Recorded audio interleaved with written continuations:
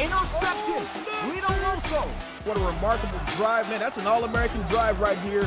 It's not exactly unwarranted. Like, when you have a guy that's that electric. The legend himself, the GOAT, Dre Crowell. Where my warm bottle movement at? That kills your argument right there. Anything can happen. This game is not over.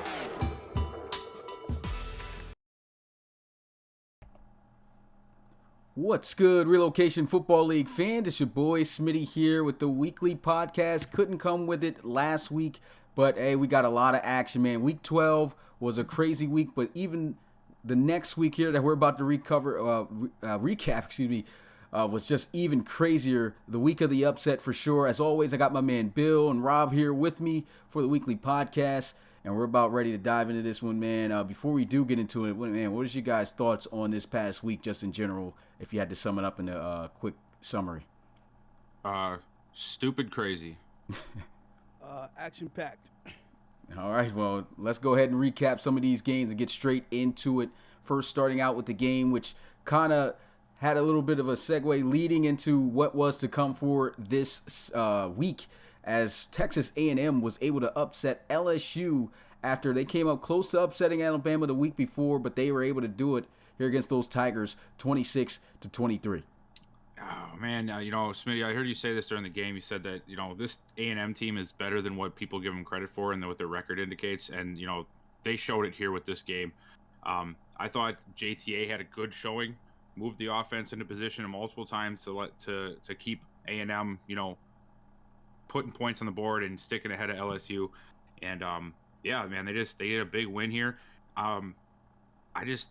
Like you said, this is a segue into this week. LSU, man, you got to win this game. Yeah. We got plenty more games like this that are going to have similar connotations with it. But, yeah, upset win here for A&M. LSU sort of drops the ball, and, now they're going to be on the outside sort of looking in and hoping some things go their way next week. So, big win for A&M, though. Yeah, big shout out to A&M and also to LSU, man. It was a great game. I understand the sentiment about Texas A&M, but hey, don't forget JTA has been turning the ball over like crazy all season long. So we were right to say that this team was terrible. When he protects the ball, A&M is very, very hard to stop. 0 turnovers this game, just like the game the other week he had. 0 turnovers. 121.7 QBR, 23 of 31, 74% completion, 2 touchdowns. The guy is great, man. When he's great, when he's on, he's on. Handed in 78 total yards on the ground as well. I gave honorable mentions to all the wide receivers on both sides, really. Everybody from Braun, Cardenas, Tasker, Rogers, Sullivan, Fry, Batista, man. Batiste. I'm sorry. But yeah, it was crazy, man.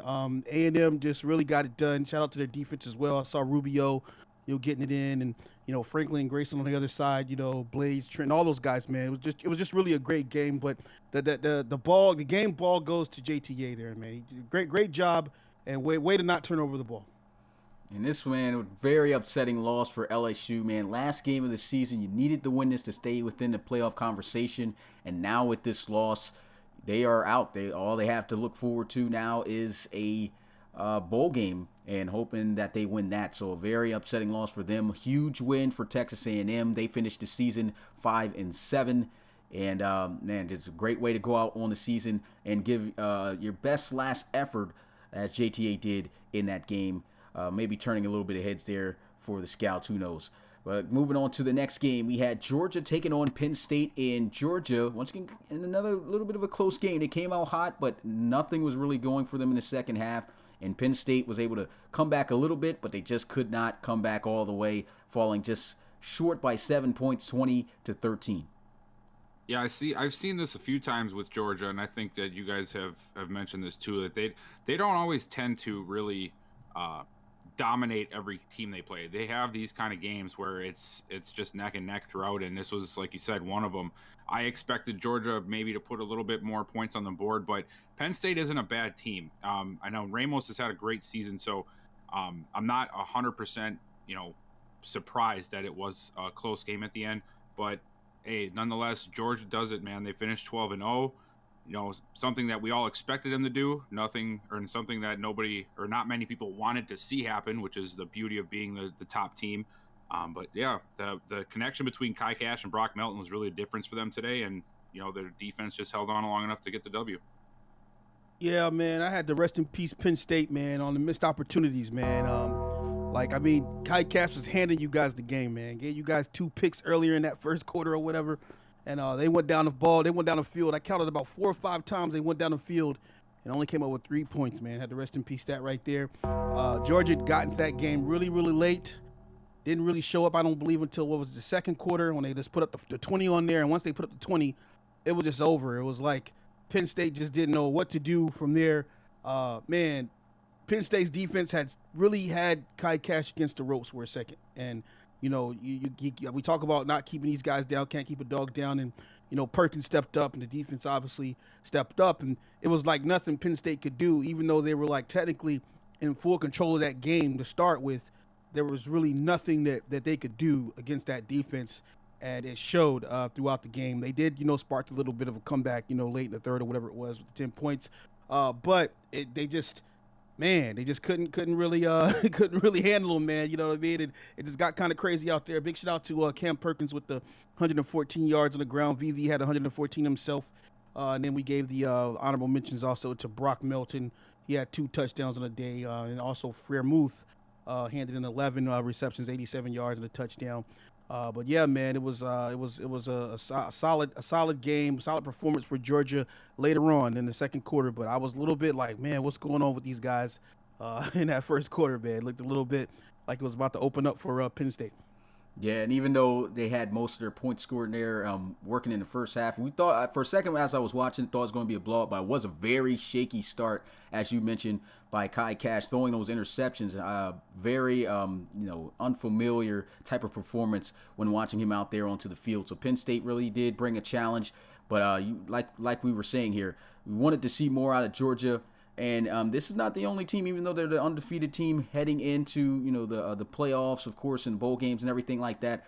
I mean, you have seen them in close games, so it makes you also wonder with a close game like this against Penn State. They're a great team, but there's other teams that we know that are better that could be competing in that playoff spot. Can Georgia? Will Georgia actually have that type of performance where it's close and a team might actually be able to rally back? We'll have to see if that's the case. But hey, finishing the season 12-0, that is a huge feat in itself. No one has ever done that before this here in the RFL College Series in its second annual season. So big congrats to everyone there at Georgia, and best of luck, of course, in the SEC Championship game. Moving on to the next game. Big one here for Oklahoma, a really big one. Clemson, they needed this game as well. This was just as much of a devastating loss as Texas A&M beating LSU. And so, I mean, Clemson at home, only able to put up 13 points. And the same score here as the Georgia-Penn State game as the Rock got it done. Final score was 20-13. Yeah, this was a sort of a slow developing game from what I caught from it anyway. Neither offense seemed to be able to find their groove early on. Clemson found it in ways of just letting Brandon Fecke just run until he couldn't anymore, and it almost worked, but it ended up costing them in the end with that. I think he tried to take off in the final minute and ended up getting strip sacked or sacked on 4th down, and Oklahoma took over. But hey, Oklahoma found ways to get some points on the board when they needed them, and the defense held off Clemson just enough to get a win. And I thought this was a huge win for Oklahoma because they're sort of stuck behind all of these other teams from like 4 to 8, and this was a huge win, especially against a team like Clemson, to really give them a little bit of a push and momentum heading into this postseason here. Yeah, I thought it was a solid performance by DJ. I actually wanted to salute to Clemson for keeping him to only 28 yards on the ground. That was actually a good accomplishment, I would say, by the defense. Fecke, on the bright side, he had 115 on the ground. This game was still within 7 points. I think we're really just starting to see how powerful OU is. And I think that Clemson, was supposed to have won this game, but I think that, Oklahoma is that dark horse. Obviously, the play out of DJ is just, phenomenal, man. He handed in 113 QPR, and, he threw 42 passes, connected on 35 of those passes, only missed 7 passes all game long. Bell there at Clemson, man. What's up with the DBs? 308, 308 yards, and 83% completion rating and 2 touchdowns, man. And he gets it done on that's a light day. That's a light day for DJ right there. I mean, that sounds like a big day, but that's a light day for DJ right there. He could easily had, close to 100 yards on the ground and more touchdowns off them. But Clemson was able to hold him down slightly. The honorable mentions obviously there. They go to Drew Blaze, man, 10 receptions, 122 yards, and also Baskin, 12 receptions, 89 yards. But the big thing here that I saw is that Fecky was spreading the ball out as he normally does to all of his receivers, and it really just was ineffective against Oklahoma. And I don't think that Clemson has a bad offense. I think they have a solid offense with Ann Leitner and Rochester out there, Barnes, and all those guys, and even Marlon Marshall. They got a guy named Chalk as well. And he wasn't able to spread the ball against Oklahoma like he normally does, man. That's a huge statement for Oklahoma's defense there. And I really want to see what these guys are able to do down the stretch. Yeah, and we'll talk about the conference championship game for OU and how important it is for them to win that game. But a huge game there, of course, as usual, from DJ. Had a tough performance. I'm not sure if, off the top of my head, if it was from the week before or the week before that, where he only put up 9 points, but a great bounce back to beat Clemson and advance to their conference championship game. Moving on, we had another upset, man. We're going to see and go through a lot of these. There was a lot of upsets this week. West Virginia was able to knock down Baylor, another team that needed the win in order to stay in the playoff conversation. Baylor ended up dropping the ball here as Leo Moon threw a couple moon pies and led the Mountaineers to a 31-26 victory over the Bears.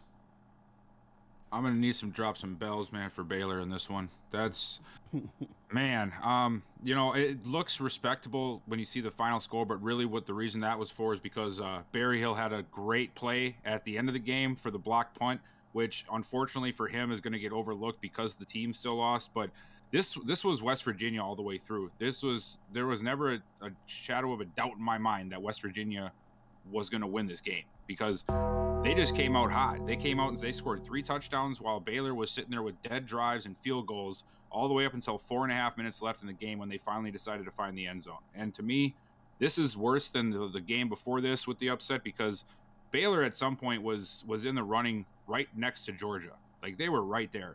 And you have, again, we're in the last week of the season. You're fighting for a playoff spot. You have fallen to 7 or 8 this last week.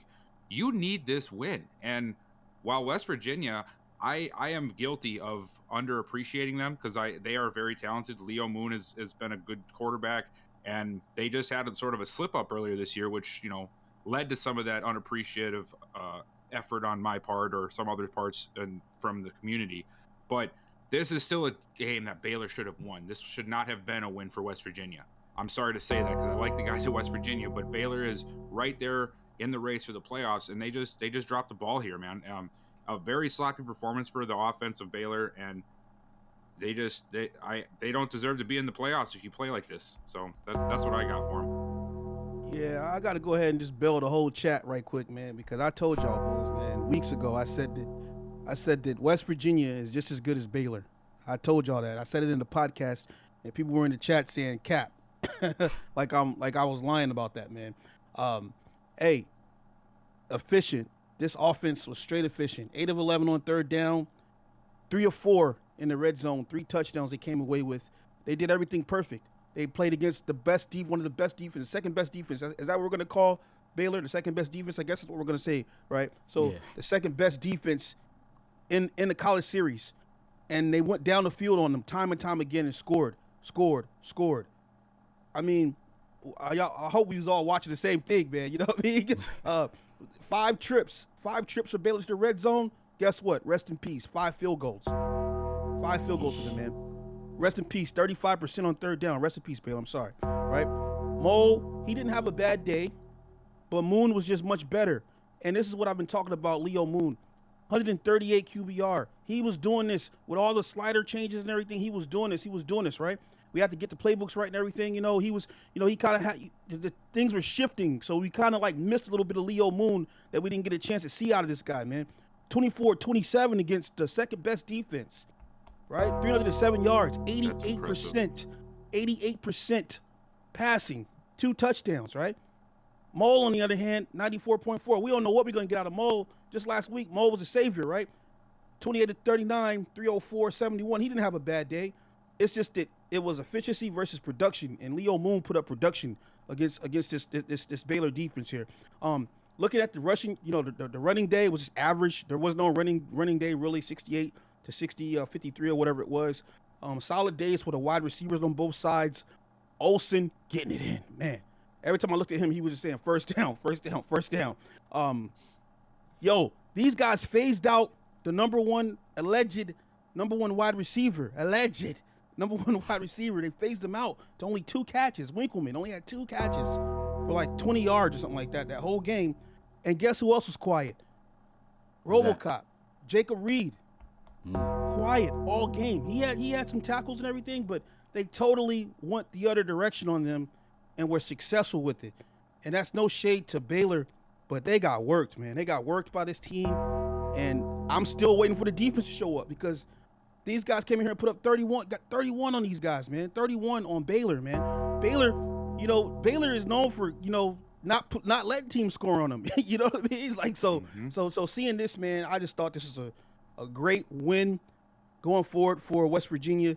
And I wish that, things hadn't been the way they were with the slider sets and the changes we had to make and everything. I kind of wish, in the playbooks and all that stuff, I wish that they could have been in that discussion, or we could have had these things fixed, I guess we could say, earlier on and new, man, because I would really like to see them replay some of those games, man. Hey, Rob, you said something about Winkleman before, man. Yeah. Dude, that's been like that for a few weeks now. Miami shut him down, too. Yeah. 2 weeks it's been. The week before he was okay, but 2 weeks, I think both those weeks held to just 1 catch, right? Yeah, 1 catch, yeah. Yeah, so, teams did a great job of phasing him out, man. Honestly, was not expecting that from West Virginia, So that, who knows what's going on right there. But he's going to need to step up when he gets in this conference championship game. He's been quiet. Defense is doing a good job keying on him. And another thing to add to your point about the playbooks and everything, about the West Virginia, I feel like, where they had their struggles a little bit was after we made the change. But you can tell that, I don't know, they just started revving up their game. It was they were in the same playbook and everything. They lost a couple of games in the beginning, but then you've seen them still be able to make plays because of the play, of course, of Leo Moon. I feel like McCoy, he either is hot or not, and most of the time he's not, to be honest. But Leo Moon, when he's on cue with his receivers, he's dotting up defenses easy, and I've never seen him, honestly, to be honest here, I've never seen him dot up a defense as bad as he did Baylor in that game, other than when he was earlier in the season on Arcade. So if he was putting up Arcade numbers on Sim against Baylor's defense, that goes to tell you, what type of talent he has, as he's been able to. How many touchdowns he had? 2 touchdowns in there. Yeah, 2. He only had two touchdowns. But just watching the game, man, the efficiency of this guy, man. The amount of completions, the throws he made, everything he did in that game just completely dissected that Baylor defense. And going 24 of 27, that's just inexcusable for Baylor. So I'll have to give those guys a bell there, as they're just the Bears. No more bad news. The good Bears they were in that game. Gummy Bears. The Gummy Bears. Moving on to the next game, this was, I'd have to say, upset of the week. USC, number 2 team in the nation. Notre Dame coming into this one dead last in the nation. They literally won their first game of the season, lost every game, and here the last game of the season were able to upset the number 2 team in USC, 40-34. I'm going to play a bell already because I know everybody was just about waiting for this game to be reviewed. But go ahead, Bill. You go ahead and give your sentiments. Yeah, so, I don't think Russell Westbrook will appreciate what I'm about to say, but this is a game that USC lost and not that Notre Dame won. And I know that sounds really stupid and it might not make sense, man, but this is completely on USC. They had Notre Dame reeling, just like we expected them to for the most part, on offense. They couldn't find a rhythm. They couldn't stop USC from scoring, but 3 defensive touchdowns? You cannot throw 2 pick sixes and then a fumble return for a touchdown. I mean, ball security is probably going to be talked about every day, every hour up until the next game USC plays and they have a solid game with ball security, because this was horrible for USC. You cannot have this kind of stuff happening, and it seems like it's just every top team in our series got together and said, "Hey guys, you know what? Let's just throw the towel in this week. Let's just let all of these other teams that we're supposed to beat just screw up the rankings and make our lives that much more difficult." Luckily, USC has, well, they had like a game or two up on, I think, the rest of the guys from like 3 to 7, 3 to 8. So they're still good, but you just can't have these kind of games, especially against Notre Dame. I mean, it's bad enough with some of the other teams. Like West Virginia, we expected Baylor to beat West Virginia, but West Virginia is a solid team. Notre Dame has been hurting all year long. And for them to come out here and have 3 defensive touchdowns against them, that's just unacceptable, man. They got to get that cleaned up before the bowl games get here. Yeah, wasn't this game 21-7 at one point? I believe it was. Yeah, go ahead it and was. Build that. Go ahead and build that, man. I will give him 21 bell salute, but I'm not going to do that right now. Hey, look, man, on November 28th, man, I wake up, I had to get the cold out of my eye and everything, man. First thing I do is check the community, make sure nobody did anything crazy, right? What do I see bright and early? Ja'Cory Torres, Corolla Torres, man. He pop up in the Discord, and he's just talking, man. You know, you know how he is, man. He's just talking game day, and all this other crazy stuff. You know, he's posting pictures of some USC halfback, at the 2-yard line getting tackled, which ironically that's funny because that happened to him in the game as well. Yeah, man. You know, he had a little quote. We about to take this W. And OG Mitchie says, I'm about to have a field day. And then he goes and he hands in 93 yards and the 1 touchdown. That was all cap right there, man. It wasn't a field day. It was more like some recess out here. Man, you know what I'm saying? But anyway, you know, I gave him, he had a decent game and everything, but I had to rest in peace that, man. Rest in peace to him also for throwing on his QB under the bus, man. Came right into the chat immediately, man. And threw his QB under the bus after this guy has been keeping y'all in the game. Keeping y'all in games, man, you know, and you just throw him right under. That's just crazy right there, man. Also, this guy had the nerve to say after all the talking that he does, right, week to week, day to day, adding people, keeping it going, he had the nerve to say, I don't care if we lost, it's just a video game. Man, oh man. You say that when you lose. Now that's ultimate salt. Ultimate salt. That's just the ultimate saltiness. Wish I had right salt there. Sounds. Just I'm telling you. Where's Salt Bay at? Yeah. So let me go Old ahead Bay. and get Old Bay in the chat, Bottles in the chat. Rest in peace to Ja'Cory Torres, man. Boy, oh boy. Somebody get that man an oil change, for crying out loud. Yeah, he need an oil change, man. I give him a new pair of baby legs for the Corolla. Need a new tranny. It's just a video game. USC, I had to bell them too, man. They handed in 615 total yards of offense and lost. They had the ball longer about 5 minutes and they lost. They had 5 red zone trips and still lost, man, to Notre Dame, man. 5 red zone trips, man. It's just nervous. It's unnerving right there. Gonzalez, you know, he had the 2 interceptions that obviously hurt them. Ajax cleans up USC in what was a remarkable game for these guys. Honorable mention goes to Dorian Cope, 12 catches, 101 yards, 1 touchdown. I got to celebrate the guys when they do He had a good, good game. even in loss. And I got my man Big Cheese. Big Cheese, man. 10 receptions, 167 yards, 2 touchdowns for that guy. That was a great game by him. And we cannot forget that guy out there in Notre Dame, Chad Stevens, man. He's kind of a sleeper. Tight end, I believe. Is he a tight end or a wide receiver? Yeah, 9 receptions, 125 yards. That was a good game, man. I really liked that game. I was really surprised when I saw that, and I saw them up 21-7. I was like, oh boy, it's about to be a big day, about to be a field day for Ja'Cory Torres. And instead, man, Ajax comes in there and gets it done, man. Great day for Notre Dame. Yeah, tough loss for USC. I mean, even though he did throw his quarterback under the bus, his quarterback did lose him that, but you don't want to see somebody calling out the quarterback like that, man. I mean, Yeah, man. that's just, just Oh, what? Jakari did that? yeah, Jakari, Yeah. Jakari actually did that. Yeah. If I'm not mistaken, he's the reason this whole thing started because he was the first one to cause a turnover. He coughed the ball up, they took it back for the touchdown. And I don't Right. think he fumbled at all this season, but he chose to fumble in this Notre Dame Yeah. game. That's a tough one. Good luck next week in this upcoming week in the conference championship, though, Jakari. Yo, But, I'm gonna tell you right now, definitely we're had to not get gonna hear bailed from up this this guy week. for like 2 weeks. Oh yeah, probably not. Look, all jokes aside, he had a decent day. He On did. the ground. He I did. don't I know wouldn't about say he had a field day. terrible. Yeah, he didn't have a few. Like you said, he had recess. Elementary. Yeah. Yeah, he had that. He didn't Yeah. have a college field day though. He didn't have that. Yeah. I was like, come on, man. Yeah, a couple grade levels back. But we'll go to the next game. We had a couple of no scores that we're about to recap here, and this is another team that's just been dropping the ball. Minnesota literally only put 14 points up on Nebraska. Now, granted, Nebraska, as of late, other than the week before this, was cashing in wins. This was a team that was dead last at one point for a little bit in the RFL College Series, but they started cashing out wins, and they got one here by 1 point, 15-14.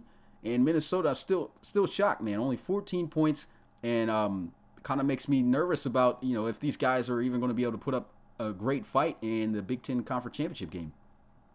Yeah, they've had quite the fall from grace, man. I know I've said this a few times, but man, like they went from like way up top to the lowest of lows the last few weeks, and they're gonna finish the season off with this kind of game. I thought the offense of Minnesota seemed lazy. I don't know what it was.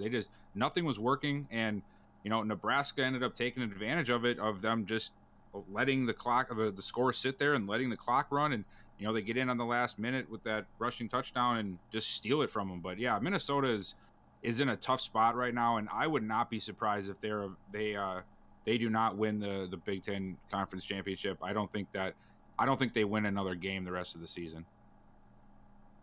Slew of games, man. This actually started my slew of games where I didn't have much to say, man. Rest Next in one's peace, gonna be even worse. Yeah. Let me go ahead and get a rest in peace right now, man, for taking an L to a QB that only had a 16.6 QBR. Yeesh. Another. Yeah, he only completed 10 passes, man, threw 2 touchdowns. He still won the game. That's crazy. Terrible.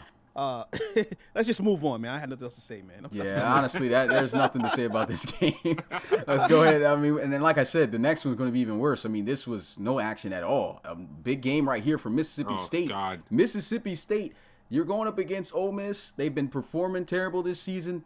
You win this game, you go to a bowl game. You get to be bowl eligible. But no, they only put up 9 points, and they lose to Ole Miss 15-9. And Ole Miss, for the second straight year in a row in the RFL College Series, finishes the season with a 3-9 record. But very upsetting loss right there for Mississippi State, who competed in a bowl game last year, but going to miss out at the end of the season. Yeah, this was just I don't have nothing really to say. And we had 4 quarters of some like horribly played soccer, and then a half a quarter of some halfway decent football that ended up with Ole Miss getting the W. That's all I got. Yeah, man. I just had to say field goal. Let me get field goal fest in the chat. Rest in peace. Yeah, RIP to the field goal fest. Shout out to the kicker, Logan. He 5-5, 51-yarder. All right, let's keep it moving. Yep, that's it, man. It was literally an overtime game too, believe it or not. Yeah. That's the worst part. You guys had the audacity to make us watch a 5th quarter of this game. How dare you? Let's just get out of here ASAP. So the next game, we had Utah taking on Michigan State. And Michigan State, man, they started out the season hot this year. They were 3-0, a team that was moving up in the top 10 and, had, conversations of possibly being a playoff team. They took a series of some tough losses here. Still not going to be bowl eligible as they finished the season 5-7. Utah kind of followed the same boat. But they started out rough, had a couple of big wins, and then they went back downhill. And it goes downhill for them this past week as the Spartans were able to get the win here 27-20. This was another one that, even though it was 27-20 score, to me, it just was not a very eventful game. It just seemed to be sort of lackadaisical all the way through. Michigan found a way to, get a couple of quick points, and I think it was the 4th quarter they finally started to put some scores together. But before that, it was just a very even keel, uneventful day. So good win for Michigan State. Utah, I was rooting for them to really turn it around, and they did get a couple of nice wins. But I think this is what we should expect from Utah. They still need some help yet before they're going to be a contender. Hopefully next year they have an opportunity to do that. Yeah, man. I was watching this game. I'm a huge fan of my boy Zoe Chef, man. I really like that guy. I don't offhand remember his stats. Excuse me, man. I forgot those to write those down. But I watched the game for what it was worth. Again, it's just one of those games. It was just kind of like, man, it was okay. You know what I mean? Obviously, honorable mention goes to Fontanez with 13 carries, 121, one touchdown. Elijah Collins, I know he's not going to be an RFLer, but he had 88 yards, on 21 carries. Man, the issue though, I think that with Utah has been Jay Williams, man. Like he had some solid spots this season, and then like he just kind of fell off. I don't know what's going on. Maybe they're just beating good defenses or what, but he just kind of hasn't. He just kind of didn't explode like we thought he would, And I think that's what's been the Achilles heel there of Utah. But I didn't have much really to say about this game either. Like I said, just a few games, with the other two games, obviously, that just kind of were just odd, didn't really live up to the hype of the game. I really thought that this would be a bigger game, knowing what Fontanez and knowing what Ricky Vaughn can do, but we just never really got to see that, man. So, hats off to Michigan State. Yeah, I thought it was a pretty solid game here. And the score would say that it was eventful, but like Bill said, it wasn't really all that. You seen some sloppy play, but just a good end of the season showdown for both of these teams. Neither one is going to be competing in a bowl game, so they just did and gave everything they had. First time in a single game that Joseph Fontanez rushed for over 100 yards. So I guess that's a big feat for him. Of course, knowing that guys who know him, would rather have had the win. But Ricky Vaughn, those guys showed up enough and got the job done. Big win there for Michigan State. Good ending to the season, and for Utah, those three players that are submitted, they'll just be looking forward to the draft at this point. Next up, we had another upset here as Florida State was able to take down, at the time, number 10 ranked Florida. I mean, this was a very big upset here to the fact that, Florida was a hot team. They were getting near the top five, not in the top five at times, close to it. And they just started losing consistent games. And they end the season 6-6 after this loss. Florida State actually ends up having a better record than them with a 7-5 record. They put the pressure on Miami to have to win this week. Unfortunately, we know what happened there. But still a good win for Florida State. They'll be bowl eligible, but won't be competing in the ACC championship game. But they were able to take down their rivals in the state of Florida, 31-21.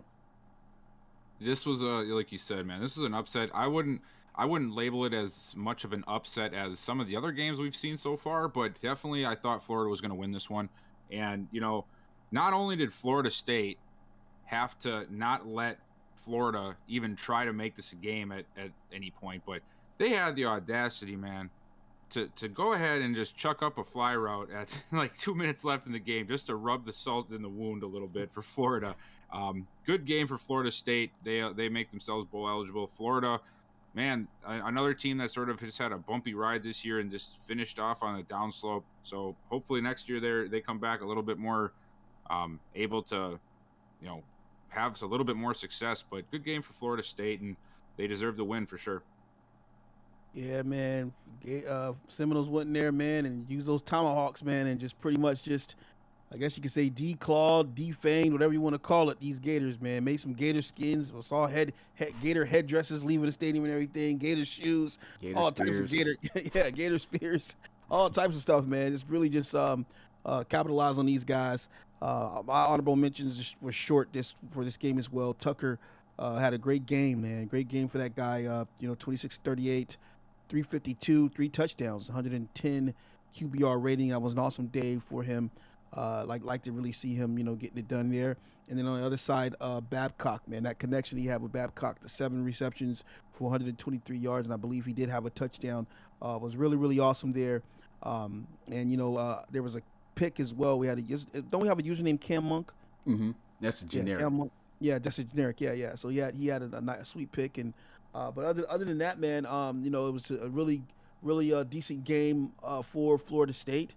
And I was waiting for Campbell to get it together, and man, he just never he never got it together for me, man. So but good game there. Hats off to FSU. Yeah, Florida, man, with Trevor Campbell, he had it bad the last couple of weeks, man. He started out this game, I believe, with 3 interceptions. And I believe they all came in the first half, so that was an extremely tough start for them. Big reason on why Florida State was able to get out to a good start in this one. And for a second, they did start to come back late in the game, and it was that deep bomb down the field that really put it away.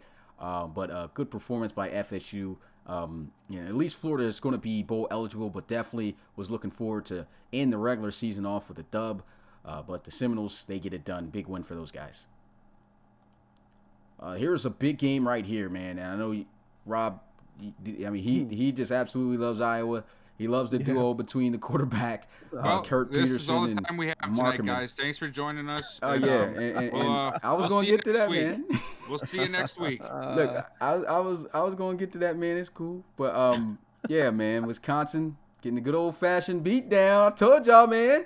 But got punched on by the Iowa Hawkeyes, man. Wisconsin had their fate in their hands. Win this game, you go to the Big Ten Conference Championship game.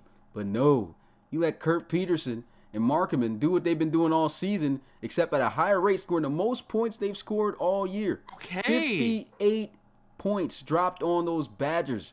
The Hawkeyes absolutely swung in, scooped those Badgers up, and dropped them from sky-high heights, and it was a wrap. I mean, it absolutely dominated both the duo between Peterson and this time it was kind of different, though, because Peterson actually used his arm a little bit more than this. Had 3 passing touchdowns in this game from what I remember. But, man, at the time, this was the highest scoring game, and then this one got overplayed, too, when it later came to a recap between Washington and Washington State. But Iowa beats Wisconsin 58-35.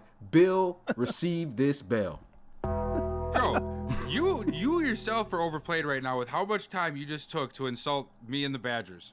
That was I just actually uncalled almost for. forgot about it. I was about to talk about Iowa, but since you already said, "Oh, we're about to skip this," it was a good reminder for me, so I had to bring that to you. It wasn't a good reminder. But you know what? Yeah, we got punched in the mouth. We got slapped around a little bit. And the worst part is after the pick 6, I thought the Badgers were about to put on a clinic, man. It was 14-0. And then all of a sudden, then 2 touchdowns by Iowa. At one point, guys, if you weren't aware, it was 21-17 Badgers. And then it was 51-21. Then you know what happened, right? It was 21-17. Y'all ever seen Friday? Y'all seen Friday when Pops was sitting on the toilet talking about dog catching? Yeah. The meme is going to be Hawkeyes is Pops. And the Wisconsin is what's his name? Is his Cube. It's like, you ever grab a badger, strangle a badger, and all day, bang, bang, bang, bang, bang, foot up a badger.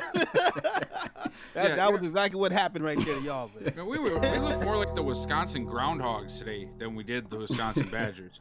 And, one thing, though, I want to say is, Wisconsin, we just dropped the ball really bad in this one. But I want to make sure I get a shout-out to Peterson and Markman because those 2 guys were amazing today for this game, and they did a lot of damage, and I don't even want to have to see them again for a while. So, but hats off to Iowa for the big win, and I'm just gonna sit here and sulk in my pity. One thing I will say before Rob gets on is at least you guys, weren't like last year. I mean, you guys were 2-10, the worst team in the RFL College Series. This year, you're at least going to be playing in a bowl game. So I guess that's something you can look on the bright side with Bill and look forward to try to win that one. But we already know that's not going to happen. But go ahead, Rob.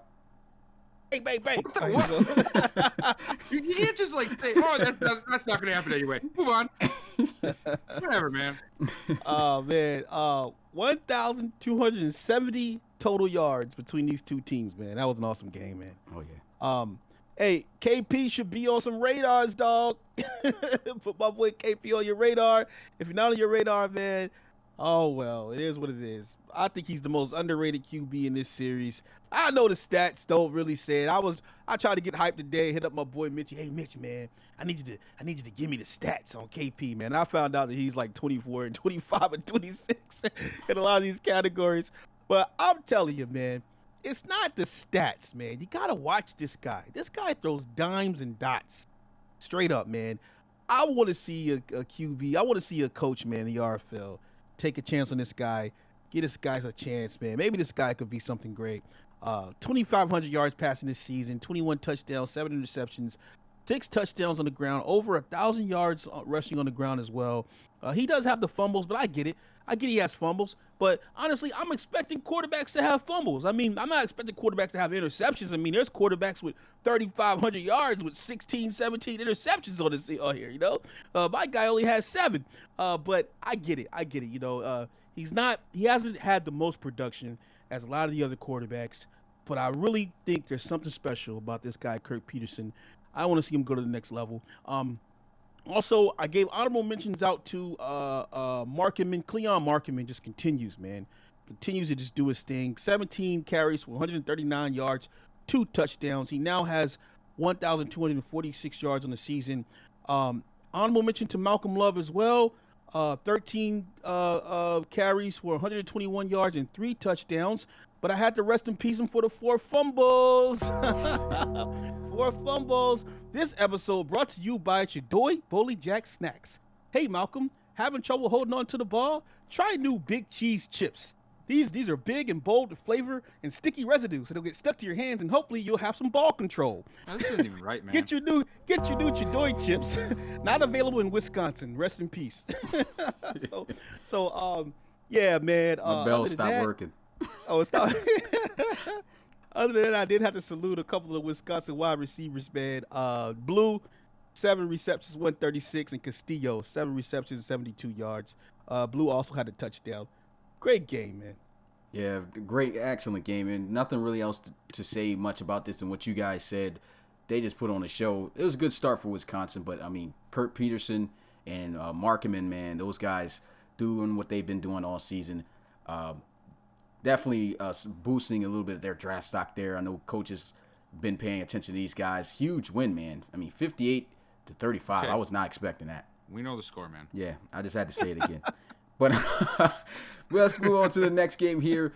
Tennessee, another upset, man. UCLA, if they had won this game, well, they are still. I forgot about that. But this put them in jeopardy because Oregon, we already know, lost this week. We'll recap that. But UCLA would have definitely guaranteed their spot for the ACE, not the SEC. I'm already losing track of what conference they're in already. Pac-12, yeah, for the Pac-12 conference championship game. And instead, they took a loss to Tennessee, who only had one win this entire season, and they win their second here in the close. I thought this was a good game, y'all. 25-23 in favor of the Volunteers. This was a really good game, and you know, I first want to start this out by dropping a bell on UCLA, because just like all these other teams, it seems like all the teams that needed to get a win to help themselves. Like, granted, you said UCLA is still safe, but they didn't know that. Yeah. You know, they weren't sure how this was going to play out yet. You got to win these games. Tennessee, like you said, they have 1 win. Granted, Tennessee is way better than I think what that record indicates. They've been doing this all season long. Either they're winning by just a marginal point here and there, or they're losing by less than 7. They're a tough team to beat, even though their record makes it look like they're a cupcake, but they're not. But nonetheless, UCLA's got to win this. You cannot lose these games in the final week of the season when you are going for bowl games, you're going for the playoffs, you're going for all of these different scenarios, and you just took the week off, man. Like, it was a good game for UCLA. It wasn't a total crapshoot, but you got to find ways to win these kind of games, because the teams are not going to get any worse or stay the same going forward. And if you're having a tough time with a team that has struggled to find more than 1 win on the season, what are you going to do when you have to play a team like Georgia, USC, Baylor, these teams that are much more well-rounded and have had much more success? It's just not a good look. So hopefully they get it figured out, but another bad showing for one of these top-tier teams. Man, it was really great to see Luke Poor play. Just outplayed Jace Worth. It is what it is. That's what we all saw. Man, honorable mention to that boy Boogie Lefford. Man, not only has he got a cool name, but he's 3rd generation. You got to put the 3rd on the end of that, man. Boogie Ledford, Boogie. That's just a great football name. Ledford the 3rd. Yeah, 9 receptions, 126 yards, 1 touchdown. About time. So, good speed. Is it Godspeed? I think it's Yeah, Godspeed. Godspeed. Yep. Godspeed Jr. 9 receptions, 74 yards, 2 touchdowns. Isaiah King had a good game as well. 6 receptions, 73 yards. UCLA Juice Adams, man, 18 tackles, 2 tackles for a loss. Man, that's pretty good.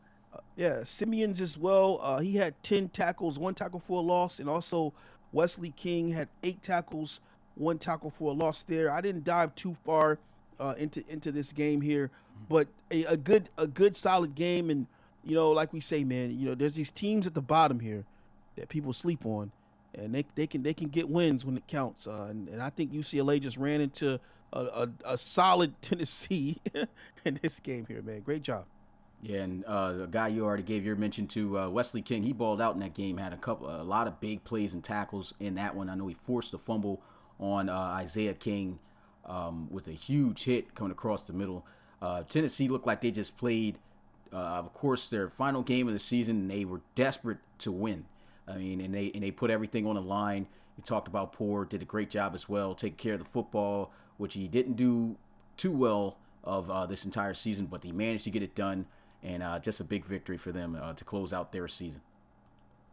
All right, this was the highest scoring game so far of the RFL College Series, and this, I would have to say, was the most entertaining game that did not get commentated over, man. The Apple Cup, Washington versus Washington State. And honestly, coming into this game, I'm pretty sure everyone thought Washington was going to blow these guys out, even though they've been on the last 2 weeks before this in a drought, only putting up two scores of just 10 points. So that's been a terrible performance. But they did put on a show here, and they still lost. Washington State came out with a huge victory in overtime, 50-44 over the Huskies.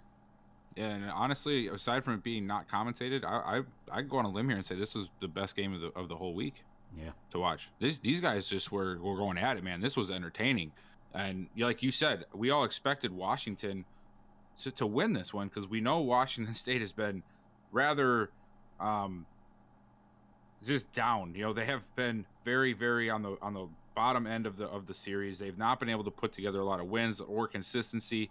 But man, Hartfield had one more last trick up his sleeve and just went to town against Washington's defense. I was the best game I watched this weekend, I thought personally, just based off of not just the matchup, but just what all transpired in the game. And a huge win for Washington State to close out the season. That was a great win. Yeah, this game was really, really good, man. Over 1,500 yards of total offense in this game. 7 red zone touchdowns in this game. Rest in peace to Washington, though. Hartfield had 5 of those. 134.4 QBR, 39 of 50, 417 yards, and 78%. We've seen Hartfield be a maniac like this at times, and Washington just ran into him at the wrong time. Really feel bad for Washington, man. They were off to a pretty good tear, but the last few weeks is just, oh man, it's been struggle city for them. I had to give 3 bells to Romanelli, man. 3 picks in that game against Washington State. Honorable mention did go to their running back there. What is his name? Kareem. Belridge. Yeah, 204 yards on the ground, 3 touchdowns. Zach Jeremy continues to be a solid player that I've been watching this season. 7 receptions, 99 yards, 1 touchdown. Bachelia was in there as well with 5 for 98. There are a whole bunch of Washington State wide receivers, though. You guys know some of the names. Arcanado, obviously Q-Pac. There's another guy named Haynes. Edwin Haynes. Yep. Yeah, Edwin Haynes. Yeah. All those guys, man. I want to say there was something like, 28 or 27 receptions between all 3 of those guys, and over 300 or 400 yards, whatever, with 4 or 5 touchdowns, something like that. So Washington State's wide receiver core went all the way in. Hartfield had an awesome day, and despite Washington, when Washington puts up 44, you're like, whoa, they're about to blow these guys out. But it just didn't phase Washington State at all. And man, you could just see the score right here. Just 94 total points put up between both of these teams. That's just absolutely nuts. But yeah, a great game overall to both sides, and hats off to Washington State. Yeah, I was very impressed with Hartfield. 2 back-to-back weeks where he's thrown for over 400 yards. I mean, that was big way to end out the season. Last week they took the loss, but this week in a rival game, last game of the season, man, he put everything on the line. The receivers came up huge. And, man, and also one point that we didn't point out about this game, I got to give another bell to my man Romanelli, man. And the reason I'm going to give it early, and the reason why I'm going to say that is because, man, you go into overtime, the first play, and you throw an interception. Oh, yeah.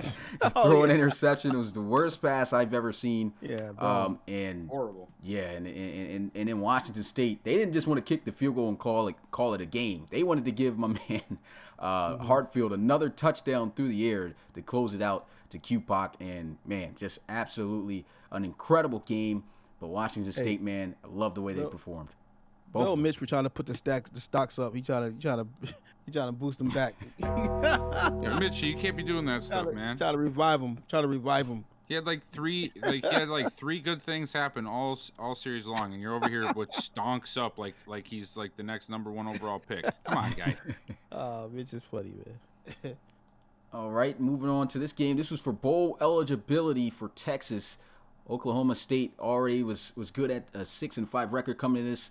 They both end the season at 6-6 as Texas was able to get it done on the road 30-16. Not a whole lot to say for this one, but man, a sort of a sloppy and rainy, day just made like the first part of this game was just low scoring and whatnot. Luckily, Texas though, they ended up getting a pick 6 in the fourth, I believe, which really ended up really sealing the game and gave them this 30 points here. Like that actually made it look like they were putting up a lot of points. But for the most part, this is a pretty even game between the two teams, and just some late game mistakes by OSU really put them out of reach of this one. Good job for Texas. Great way to finish the season for them. Yeah, Smitty, man, I was gonna give you a bell on this, man. Did you choose rain? Yeah, I did, because it was raining. It was raining. Yeah, it was raining. Oh, it was raining. Okay, the first rain game we had this season, man. Yeah, I was like, I know he ain't put no rain on this joint. I was like, yeah, I labeled this the worst bowl. Hold on here. You just said it was raining in real life. Yeah, it was raining. I look up the weather before I go into the game. We always do that, Bill. Yeah, we always try to get the weather straight. Well, I just learned something new. We just happened to didn't have any snow or any rain this season. Yeah, it was mostly clear every game. Yeah, mostly clear every game. Yeah. That global warming, man, I tell you. But anyway, the worst bowl, man. QBR lows, man. 44 QBR from McCain and 34 for Casares. 2 picks apiece. 172 for McCain and 160 for Casares, man. Boy, rest in peace. Only 11 completions in this ball game between both of these quarterbacks. Honorable mention to my boy T. Diddy, though, man. 28 carries for 113 yards. Nowakowski, man. 27 carries, 109 yards, 2 touchdowns there. McCain handed in 10 rushes for 109, and he had 2 fumbles. Had to rest in peace him on that one. Poor wide receiver days. It's a shame when a halfback leads the day for all receivers on both teams with 4. So rest in peace to that too. I gotta go ahead and name him because he's already in it. Yeah, Kenny, you got some more tackles. 12 tackles for Kenny Forrester, 1 TFL. Xavier Eves, man, 9 tackles, 1 TFL, 1 interception. Ferraris had 9 tackles, 1 TFL. Axel a user submitted, Spitty? Mm-hmm. Yeah, Axel had 8 tackles, 2 TFLs, and I believe Hunter Gray is also a user submitted. So he had. Yeah. Oh no, is he? Yeah, I believe he is. Okay, 8 tackles, 1 TFL for him, and there were also some picks also by a Foster and a Williams. Didn't dive too much into this game here. I just kind of looked at the stats and everything. Yeah, man. I guess a decent day for the halfbacks. But if you were looking for quarterback play, man, boy oh boy, were you missing that one. Yeah, and with the pick 6 that was the turning point in the game that Bill mentioned, that was Xavier Eves coming with a huge pick, and man, he's been playing some really good defense, man. And a good thing they were able to get that win to be able to compete in a bowl game, as they definitely needed that. And I got to give a RIP to McCain for that crazy glitch play for throwing the ball 50 yards in the backfield. I don't know if you guys saw that, but that was the worst play I've ever seen in the history of football, period. But Yeah, I look like I got a bill myself, man. Forrester had a forced fumble. So there you go. I won't bet you. Okay. Yeah. Next time you won't even mention his tackles. How about that one? How many tackles does he have anyway on the season? We're not going to answer that because I think he posted them up. to. But yeah, let's talk about this game because I mean I thought this was going to be closer.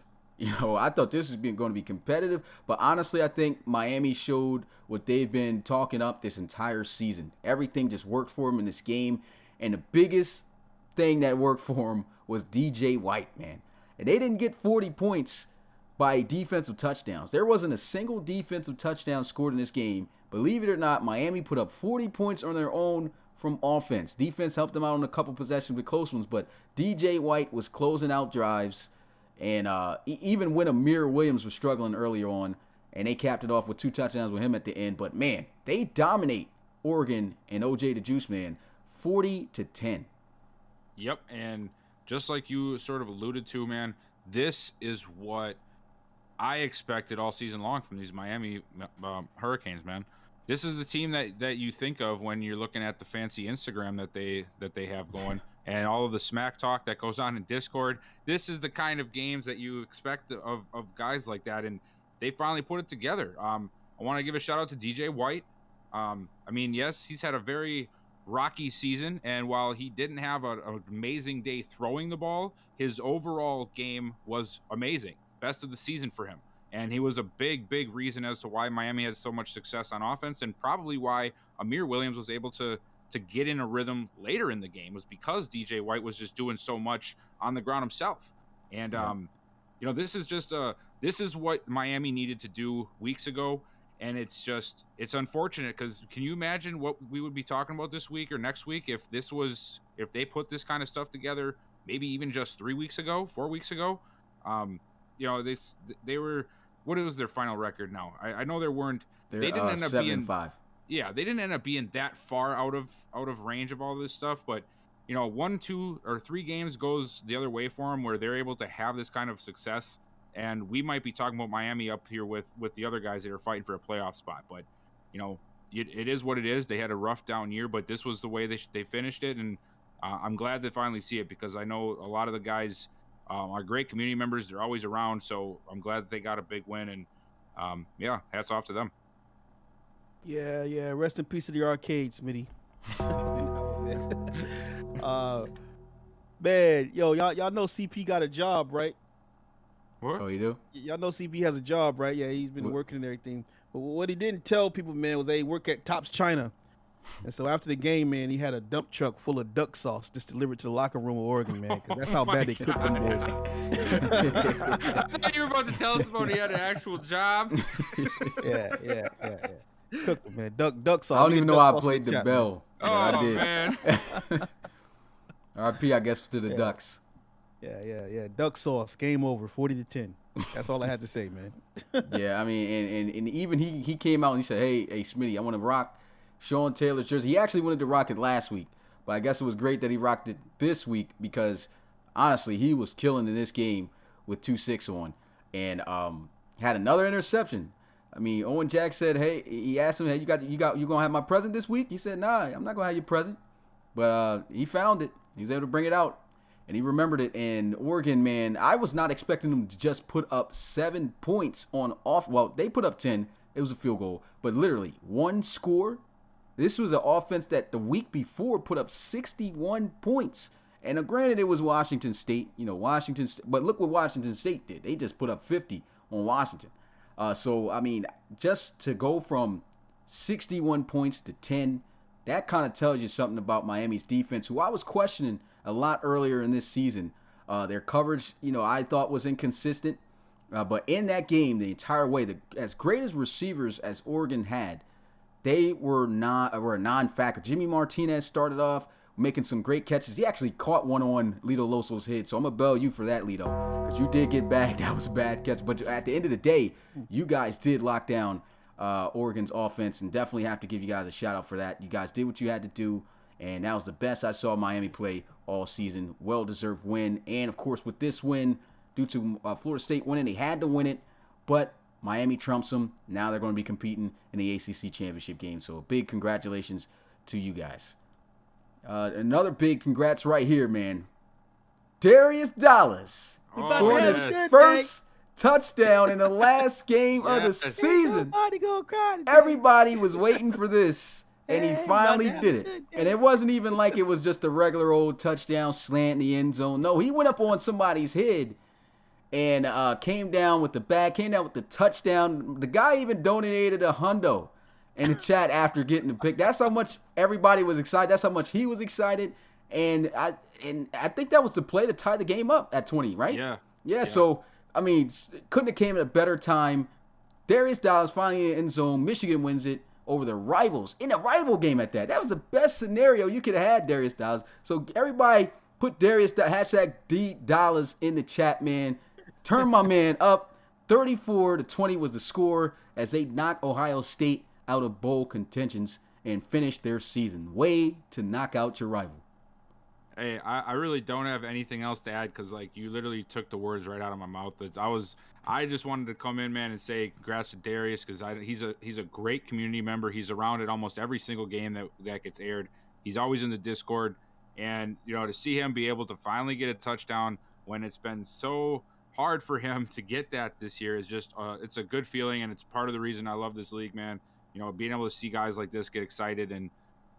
It was just a great win for Michigan, and like you said, it could not have come at a better time for Michigan or for Darius Hodge because rivalry game, final week, go to a bowl game, all that stuff on the line. Now he just shined in the biggest moment for the season. Awesome. Definitely had to put him on this picture too. Yeah. Yeah, man. I didn't even have anything. I didn't even break down this game because neither. I just wrote down TD Hodge, biggest day on my pad right here. And I'm gonna just tell you, man. My sentiment goes with what Bill just said. I've watched Darius Hodge come into every single chat, every single game that we've been together, guys. All the podcasts. I've seen Darius Hodge, man, in other people's games as well. I've seen him start up conversations in the league and Discord. I've seen him really, really just take this to the next level. And also, he's donated a whole bunch, man. He didn't have to do that, and we don't really want it, you know what I mean? But he does that because he really rocks with us, man. So when I'm calling that game, man, and I saw them line up in 4 wide, and I saw Hodge in that 2 spot there, I said, oh, shut the book, because I knew that he was going to get the break on that number 2. Now, what I didn't know was on the replay was that he actually was guarded by James Bryant, which is actually one of their best DB on that. So, but I actually thought that it was like a scrub or something on him. So I was like, oh, he's about to beat him immediately, right? But what happened was actually Bryant blitzed on that play, and Hodge took off down the field on the streak. And I don't know what it was, man. Polly was actually thinking for a moment, right? And Polly was just sitting there for a second, and I saw Polly just kind of pose up and lift the shoulder, look down the field, and I was like, and he's going to go deep to Hodge. And, bro, he threw it. I was so excited because I knew that I knew that the coverage, right, the coverage was too thin over top for a guy like Hodge. That safety was not going to be able to get back to the other side of the field because they were in man. Bro, when he threw that joint and Hodge went up and caught that ball, I was like, yeah. I was so excited, man. Like you might hear it in my voice right now, man. You don't understand how it feels, man. And so shout out to Darius Hodge, man, because I felt you, dog, when you got that touchdown, man. I felt you, man. And I gotta give a special shout out to Smitty too, man, because Smitty said this at the beginning of the season. He might have jinxed you. He said, watch him mess around and get the touchdown the last season, the last game of the season. He probably don't remember that, but yeah, man, that was nuts, man. Shout out to Darius Hodge, man. If I sound like I'm gloating, it's because I'm ear to ear right now with smiles from my guy, man. Yeah, I think everyone felt excited for Darius Dallas with that, man. Yeah, I mean, that was just amazing. How could you not? Yeah. How could you not? I mean, and we already knew. I mean, I even felt a little bit excited for Corey Polley to finally connect. Because even though his real life player, we already know he's not connected like in real life. But he even in real life wanted to get Darius Dallas his first touchdown of the season. At some point, he didn't want him to go scoreless. finally hooked up with him, and I saw the excitement from Polly in the chat, man. He was hyped. And so it was just a great game for that reason. This game started out defensive until like the fourth quarter, right, Rob? And then just an offensive explosion. And then Michigan ended up pulling off this upset. They actually scored 24 unanswered points in the fourth quarter. That was just amazing. That was nuts. This was such a big thing for Darius Hodge to get that I think even Coach Back, who's like the biggest Ohio State fan, was even happy about the play. Yeah. Coach Back. I saw Coach Back say, "Hey, man, good job, man." Whatever he said, he said something along that. But yeah, man, that was a big deal, man. I keep listening to the highlight. I think Justin did the highlight over there on the highlight RFL highlights page, man. I just keep listening to that over and over again, man. That's just a great feeling. That's just one of those moments, man, where you know how we are, guys. We here in the league, man. You just got those moments that are just special. Yeah, that was a pure moment. Yeah, exactly. Pure, unscripted, a pure moment, man. Everybody felt it, man. Shout out to him, man. That's what the RFL is all about, man. That's what it's all about, man. Congratulations once again on that touchdown and becoming bowl eligible. Man, all couldn't have came at a better time. Moving on to the game of the week. The winner was going to be advancing to take on number 1 Georgia this upcoming week for the SEC championship game. Auburn, number 4. Alabama was number 3. And in the Iron Bowl, Alabama, I would honestly say it wasn't like a great game for them. It started out really great. They really got shut down towards the second half. They couldn't really score too much. But I really liked what I saw. McCall throwing the football. And just a lot of bad plays for Auburn. They ended up losing this one 23-10. Yeah, not a whole lot to say for this one, man. This was a really good matchup between two really good teams. And Alabama just shows why they were number 2, I think, coming into this week. And at one point, what were they, back at like 11 or something a few weeks back? I think they dropped all the way to 9 was the lowest. 9, yeah. But Alabama just, like, they continue to impress me more and more, and I know they've been a very solid team all year long. So, like, I'm not saying that they had, like, any kind of redemption comeback, but, you know, they, for the most of the first half of the season, it seemed like it was all of the other teams, and then it was, like, Alabama was the one that was, like, right there trying to push their way in. But Alabama's showing that they are right up there with Georgia, with USC, with any other team here, and I think this win over Auburn, holding them to 10 points, I think it was a great win and a great way for them to start off this postseason because, I mean, Alabama's coming, man. You know they want that rematch with Georgia. They want to end this whole season right, and I hope to the football and Madden gods that we see it. Man, that's all I got, though. Yeah, man, that definitely is going to be a great matchup. I man, for one, was really kind of shocked with Alabama's defense. Man, early on, they just took away the deep ball. They said, no, you're not getting it, not going down. And I think that was the big thing right there. And then, you know, not only did they take away the deep ball, but for some reason they were able to kind of like corral Javon Warren a little bit. He only had 77 yards on the ground. I know I say only because it actually is a whole bunch of yards, but they were able to find that balance of taking away the deep ball and keeping Javon Warren contained so that he was not able to really be effective in the run game against them. And he ended up with only a 65.9 QBR rating and 2 interceptions on the day. And that played right into the hands of Alabama. I was getting a little bit worried, though, because I saw J.P. Scott, man. J.P. Scott kept on coming on those little drag routes, crossing patterns, and he was really killing them, man. He ended up having 10 receptions for 89 yards in a day. But it was something about Bama's defense that was stopping Javon Warren from getting that ball and distributing that ball in key situations. And we know that because they were like 23% on third down. And so that in itself was a good feat for Alabama against a dual threat quarterback who we know can turn it up really good. So I gave them the props on that. Hats off to their defense for just making it really tough on Auburn to really move the ball up and down the field, man. There's a lot of guys that were playing on both sides and everything, but one guy that stuck out in my mind was a guy named Trevon Diggs, man. Yeah, he was just everywhere. Yeah, he was everywhere on defense, and he kind of was like that difference maker. I haven't really heard a whole bunch of his name this season, But I've noticed that kind of like how guys just step up. Obviously, the play from Charles Turner as well was pretty solid as well. Putting that pressure on Warren, and I think that was a lot of it. I think that the presence of Charles Turner over the middle when we kept seeing the QB spies and the contains and all that stuff, I think that was the difference maker for Javon Warren, for not allowing Javon Warren to really take off like he wanted to. Because how many times have we seen a QB try to go deep and it doesn't work, and then he just starts to say, okay, they're in deep coverage, I'm going to run. And that wasn't really the case in this game here. You know what I mean? Like, Javon Warren was like running to the outsides, but he never would run inside with Charles Turner there. And so that was just a really good game by Alabama.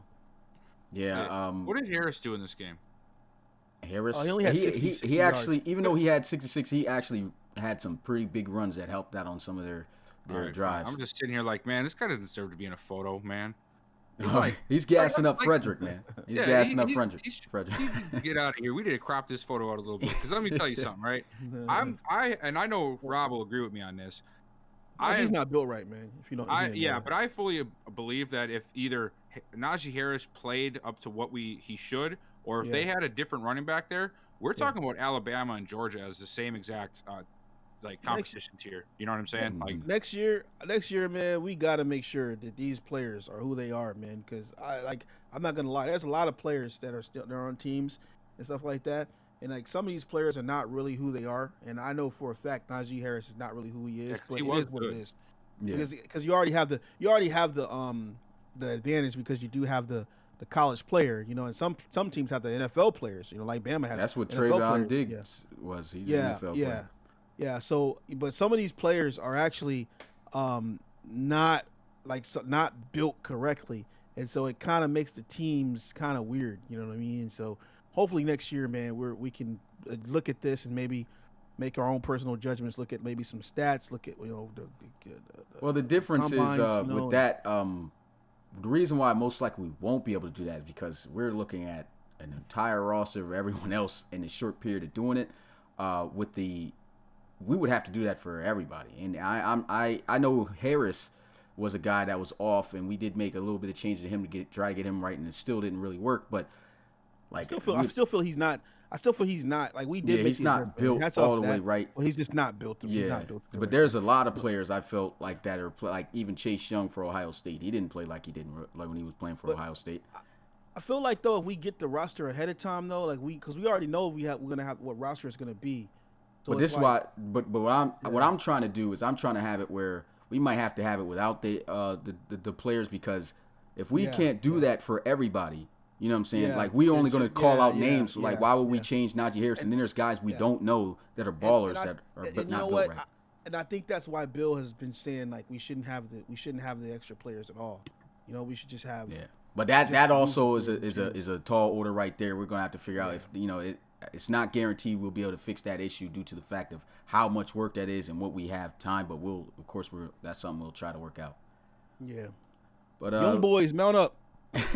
Let's go ahead and get a look at the new top 25, the RFL rankings for the regular season. So this is how it ends for the regular season. Let's go ahead and have a look. So here we go. Of course, Georgia number 1. Number 2 is now Alabama. At 3, we have USC, Auburn at 4, Oklahoma 5, LSU 6, Clemson 7, Miami 8, Baylor 9, West Virginia 10, Florida 11, UCLA 12, Oregon 13, Minnesota 14, Iowa 15, Oklahoma State 16, Penn State 17, Wisconsin 18, Michigan 19, Washington 20, Nebraska 21, Ohio State 22, Michigan State 23, Mississippi State 24, and Texas A&M 25. So with that being said, also, we did have an uneven number of people who were going to be in the bowl game, and so I will make this announcement now. The 5-7 team that will still be able to play in a bowl game, even though they lost, is Washington. Is Wisconsin. No, you guys are already in a bowl game. I'm happy for Washington. Yeah, man. so Washington still gets in there. Awesome, actually, they went on a tear, man. That's good for them, man. Yeah. So I don't feel like you guys have any doubts or Oh. anything about this list. I Looks know like we everything. talked about this a little bit though. What's going on? Why? How is Oklahoma? Is it just like they're why, one why game they under behind? Auburn? Yeah, You why s- are they under Auburn? They're under Auburn because first they Points? didn't play, and then Auburn does beat them in both categories for Oh. points allowed and point differential. Okay. Wow, Miami is in the top 8 for the first time since week 2. See, and that's what I'm saying, man. Like, if a couple of those games earlier in the season don't go just Yeah, man. completely the Rest opposite in way peace of to what we Arcade, thought, man. man. Like, Miami is right up there with these guys. You know, Yeah. it's just unfortunate.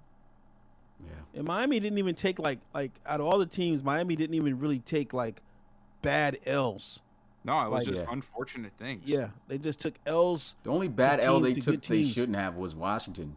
But other than that, But, I mean, but they Washington still was. Washington was hot. They had the hot hand. You know, Yeah. like Yeah. I mean, it's nuts, man. Yeah, I guess nothing really to say about this list. So let's go ahead and move on to the big conference championship games, guys. So here are your conference championship games. I'll go through each at a time because they all got their own separate graphics. Shout out to C. Beazle for helping design these. Well, he created them. I just put the stuff together over top of them, but it was mainly him. So always shout out to him. And yeah, Bill and Rob, you guys can weigh in on who you guys think's going to win the conference championships. So first, Blowout. we've got Iowa versus Minnesota, and this game will be Blowout. tomorrow at 8 p.m. Eastern. Who you guys got? Iowa. Iowa, man. I'm all on Iowa. I am adopting Iowa from here on out for this series because I believe in Kurt Peterson and Markman. You ever been in a little arcade, man? You see a little gopher sticking his head up in the little slots. You got to hit him, Yeah. bash him with the little. That's what this is gonna be. KP gonna be bashing these Except the gophers Hawk all going day to long. be picking them up out Yeah. the ground. Right. Take him up to the stratosphere and drop him down, like you said, man. Game over. Yeah, I'm going with Iowa too. Markman and Peterson, man. I'm telling you, Markman and Peterson might put up 200 yards apiece, man, on both of these on these Gophers. I'm telling you right now. Don't take this team lightly. That's all I'm gonna say about that. This is a perfect opportunity for them too, man. Minnesota has just completely stunk up the field almost the entire month of November, December. You know, they've just not been anything since way earlier in the season. They went up as high as number 3 at one point. Yeah, they were way up there, and now they're basically like. Unfortunately, I have to say this: they're basically bottom feeders at this point, man. Iowa, on the other hand, started out really rough, where they were like almost winning games, but they just couldn't piece it together. And now it's like they've put it all together, and they're starting to win these games that people aren't expecting them to win, and putting together stuff. I think this is Iowa's game to lose at this point. Yeah, this is gonna be a great game, man. Yeah, can't wait to see that. And man, Big Ten conference in the RFL College Series was very competitive. Literally, both of these teams are 6-6 going into the conference championship game, but there was a total of 5 6-6 teams, man. So that conference was competitive, and even the other teams were 5-7. So this was one of the most competitive conferences in the college series, man. That's just awesome. Can't wait to see how this game turns out. The next game, 8 p.m. Eastern, ACC Championship. I know everybody's going to be waiting for this one. Clemson hosting Miami, number 8 versus number 7. Man, who you guys got? Oh man. Oh, I don't know, man. This is a tough one, but I really have my heart is telling me to choose them Hurricanes, man. I think I'm gonna do that. Yep. I'm settling that. I'm taking Miami, man. I like what they did last week. I think they've put together some nice stuff the last few weeks. I really think Miami's got this one. Hey, man, somebody who's really come alive and raised his stock, man, is Chris Polk, CP25, man. Look, I think he's gonna be all over Fecky on Friday, and I'm gonna go ahead and I'm going Miami, man. I mean, no shade to Clemson, had a great season here, but I think Miami is ready. I think they're ready for this. I think we got things, how they're supposed to be, and I mean it's gonna be a great. I know the defense is really good of Clemson. And, I don't want to bring up DJ White's name. DJ White, show up to the game, pass forward, and I think that Miami has this. The last time these guys played, we did change it to sim at that time, and Clemson was actually able to dominate them in a defensive battle. I believe it was 23-5.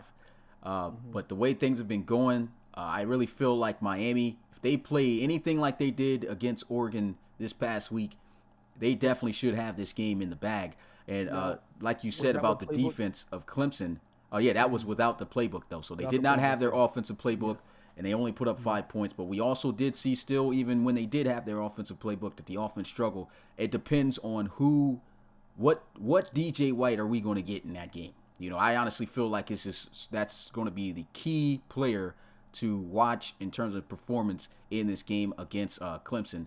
And I just can't wait to see how this one goes, man. In my opinion, I'm going to go with Miami as well. I've been voting against them. I believe I've been voting against them for like 5 weeks now because I thought that the team's beating them and the way that they've been going, offense wasn't going to get it done. But I'm actually going to pull with you guys this week, man. And I hope I'm not jinxing it. So you guys better come out there, put on the show, win the ACC championship, and get ready for a bowl game. But yeah, this would be a great game for sure. All right, and the next game after this, the Pac-12 championship. Shout out to C. Beazle for this fire graphic, man. This joint was heat. But we have the Pac-12, Oregon taking on USC. Man, after the tough loss by USC and a tough loss for Oregon, these are two teams that are coming in there. Oh, man. You know what? I made the wrong graphic. Oh. What do you mean? What did you do? Wow. Why did I put Oregon here? It's supposed to be USC versus UCLA again. Okay, so I'll take a bell. That's why OJ's such a thug. He done snuck in the graphic. He's not even supposed to be playing in this. Wow, I'll have another graphic out with the right player and the right team. I'm gonna tell you though, man. I hope C. Beazle was listening though, man. This what be making me mad though, man. Because look, I've thought about doing this before, taking this approach to the poster, and I was like, oh nah, they gonna call it corny and everything, man. I ain't gonna do that, man. You know what I'm saying? And that joint right there, man. When I saw him do that, I was like, man, that is so sweet, man. You know what I mean? So hats off to him, man. I really like that. How he blended that in with the brick, man. Yeah, that's fire right there, man. That's fire. I'm mad I kind of messed it up with the wrong teams, but you guys get a glimpse. It's so simple. It's so simple, too, to do. And it's just like, I was like, man, are people really going to like that? That's cool how he did that, though. But, yeah, so this is supposed to be UCLA and USC. Who you guys got winning that one? Oh, USC over UCLA? USC. Yeah, USC. I think they're tough enough to beat UCLA. Yeah, I'll say, and it was a great match between those two last time. I think it was 35-28 was the final, and we get to see a rematch. I think I feel like even if Gonzalez has a bad day or an average day, and you can get something out of Corolla. I mean, I think that I think they're gonna be okay. I think if Gonzalez take care of the football and not throw interceptions, they definitely should have it in the bag. Yeah, and wait, who does UCLA have? Don Dang, the DB. Is he Don Dang, of course, Juice Adams.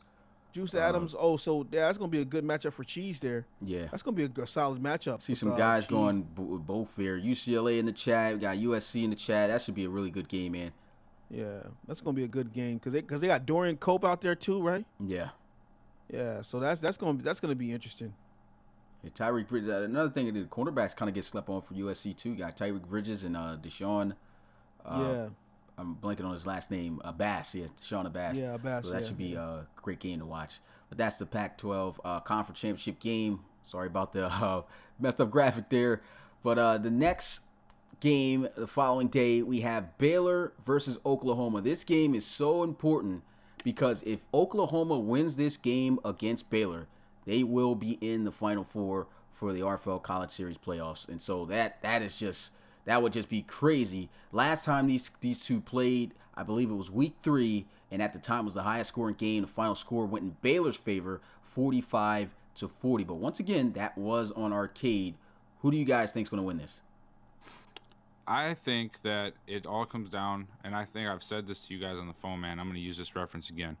It all comes down to what version of DJ that we get. What kind of the rock are we getting? Are we getting the Brahma Bull or are we getting the fanny pack? That's what we only seen the fanny pack for one game when he had put up 9 points, though. Once you see a fanny pack, that means it's always there. You never know when it's going to strike. But I think Oklahoma has this in the bag. I'm really I know Baylor's a good team, but I'm really not feeling what happened last week, and I think that might affect them. And I know they're feeling it. They're definitely grooving. I'm taking Oklahoma in this one. Yeah, I'm gonna tell you, man. I don't think so. I'm gonna tell you the reason why Leo Moon beat Baylor is because he didn't run; he was able to pass. And I think that if you get the running, DJ here, then what's gonna happen is I feel like that's gonna play into the hands of Baylor because their run defense is really good, and I think that I don't know if we really want to see Reed and Fowler and all those guys, get after DJ, because I think they would be the better team to do it out of everybody that DJ has played.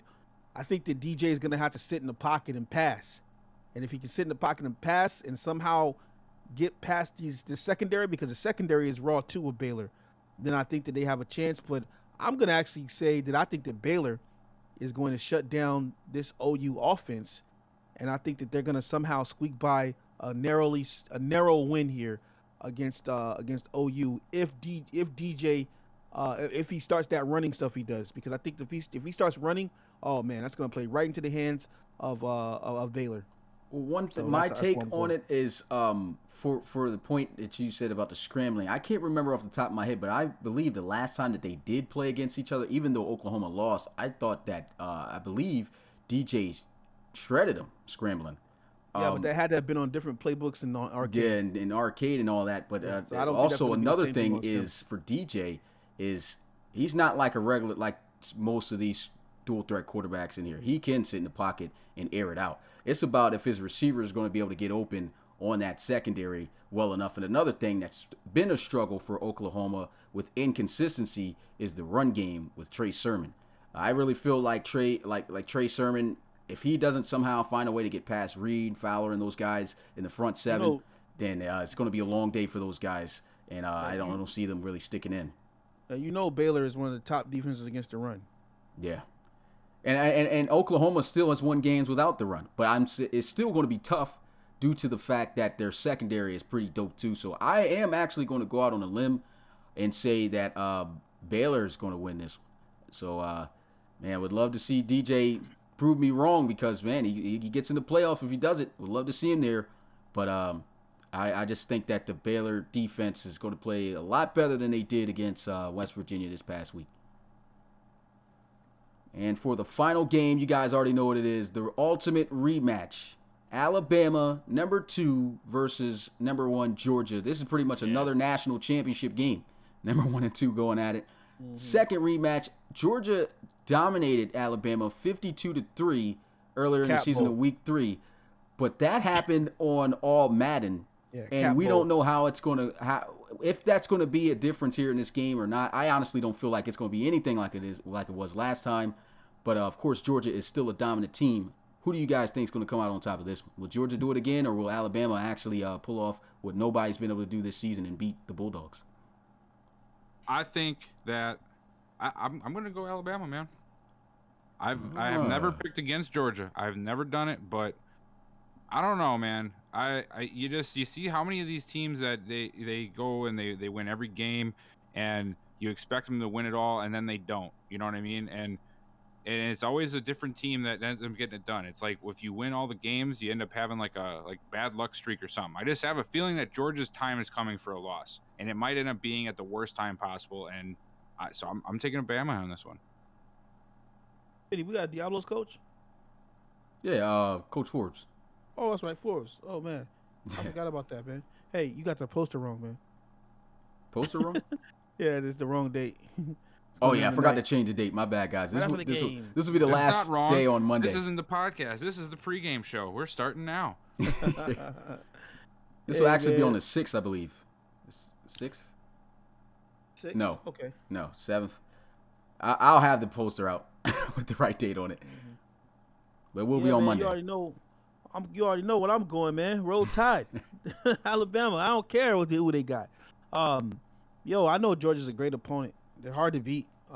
They got everything. They got all the fully loaded.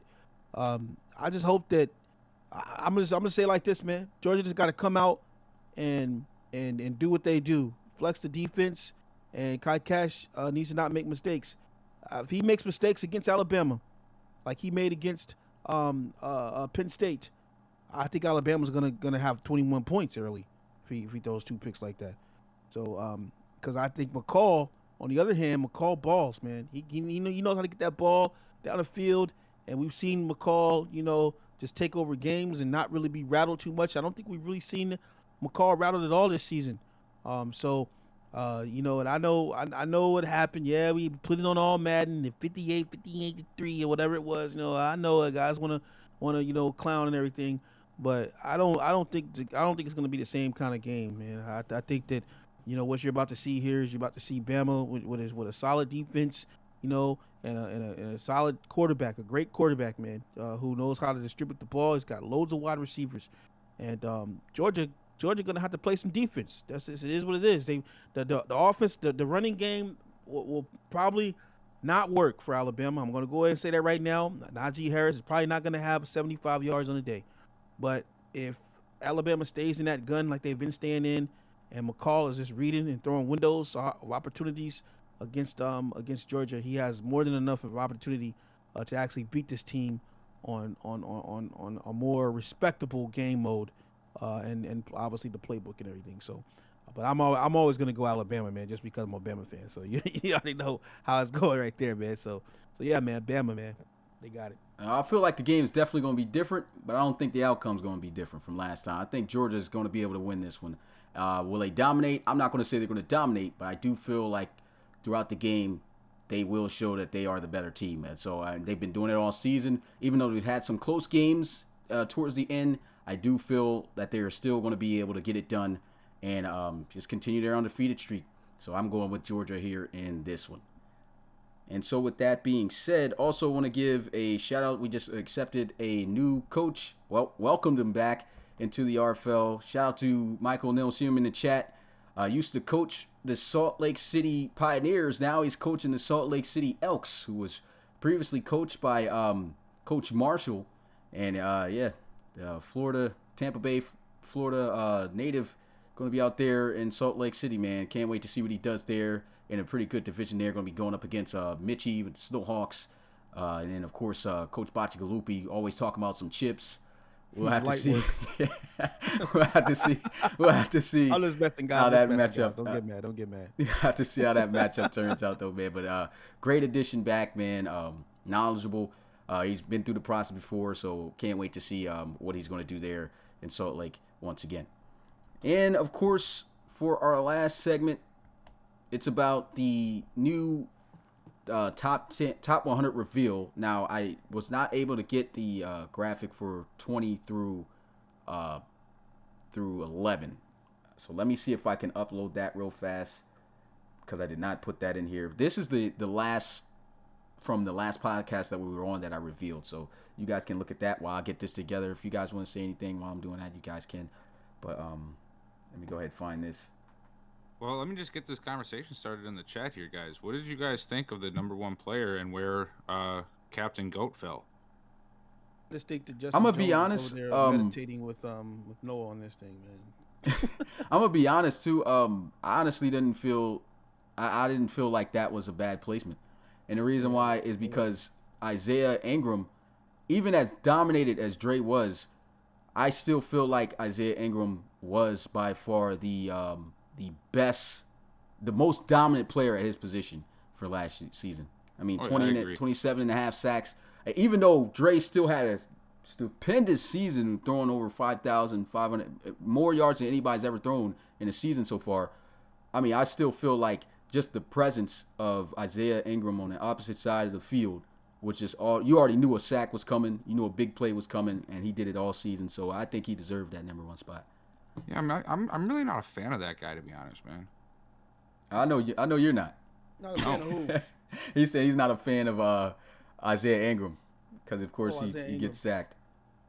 He was smacking Worrell all season. Leave Worrell alone, man. Are y'all talking about the number 1, the top 10? Yeah. Oh, I haven't even seen it, man. Okay, well, yeah? I'm still trying to get it here. Yeah, I tried to post it up even earlier today just because it was like the final list. And I stepped over it. I didn't where check is? Oh, I'm looking in the wrong channel, man. So I think these. Put it in the think tank. Eric, I just saw your message here, or your comment here, bud. I don't know if you know the team that you're playing for, but you guys already came, man. What are you talking about? We're coming. You're the Thunderbirds. You're on the Thunderbirds, man. This team has been there. You just got to continue up with what you guys are already doing, but it's not going to happen anyway. So you have 19 through 10 through 20 as well, Smitty? Yeah. Okay. Well, yeah, I have them. I already have 1 through 10 right now, but I'm trying to. I didn't really go and look at all this stuff, man. Cause I had all this stuff about wide receivers and how I felt, and everything. And just so in case the chat didn't know, we will be having Noah come on tonight once we get all this stuff sorted out. So, go over his final list now that the whole thing is revealed. So, yeah. So I'm downloading.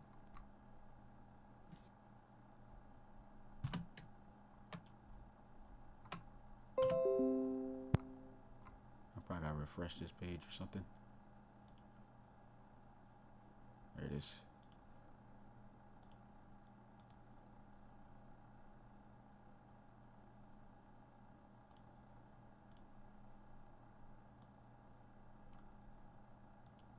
All right.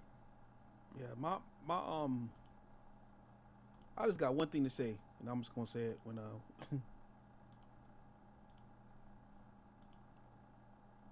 right. yeah, that's the issue I have right there. All right. So I'll put. But let me see this.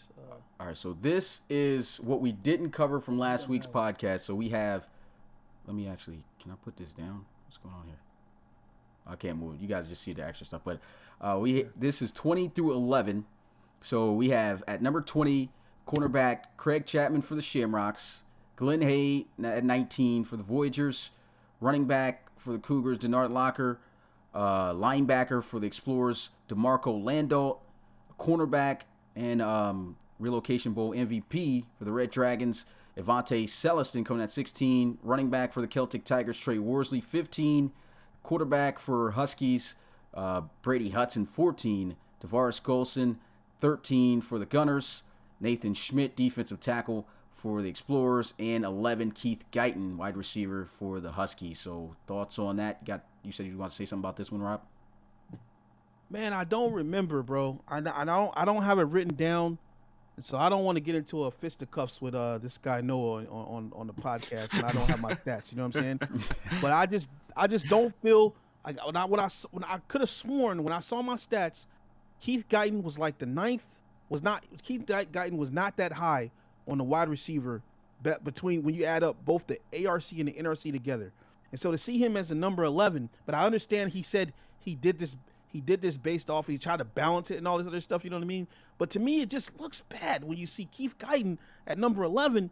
I'm like, you know what I mean, guys? Like, I understand what he did, but it's just like when I see it, I'm like, yo, Keith Guyton was not effective this year at all. You know what I'm saying? I disagree, but of course we know you disagree. Okay. No, but I'm not disagreeing because of what he did. I'm just disagreeing because I do feel like he was a very effective receiver. His start to the season was bad.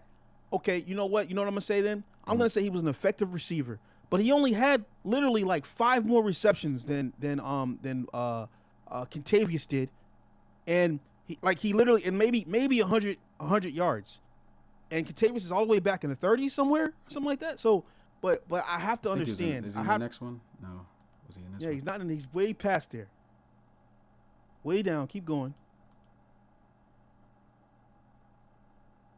I'm over it at this point. So anyway, so look, so that was my whole thing. But see, I gotta understand that he did this in like some kind of weird ranking thing that he did where he tried to balance each of the positions so that there wouldn't be a ton of one position in the ranks or whatever.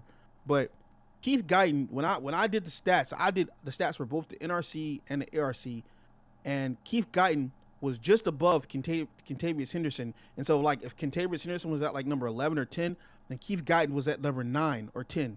So, but it is what it is. I'm over it at this point, you know what I mean? But I'm going to challenge you though, Smitty. Mm-hmm. I don't think Keith Guyton was that sweet this year, and I don't think he carried for the Huskies at all.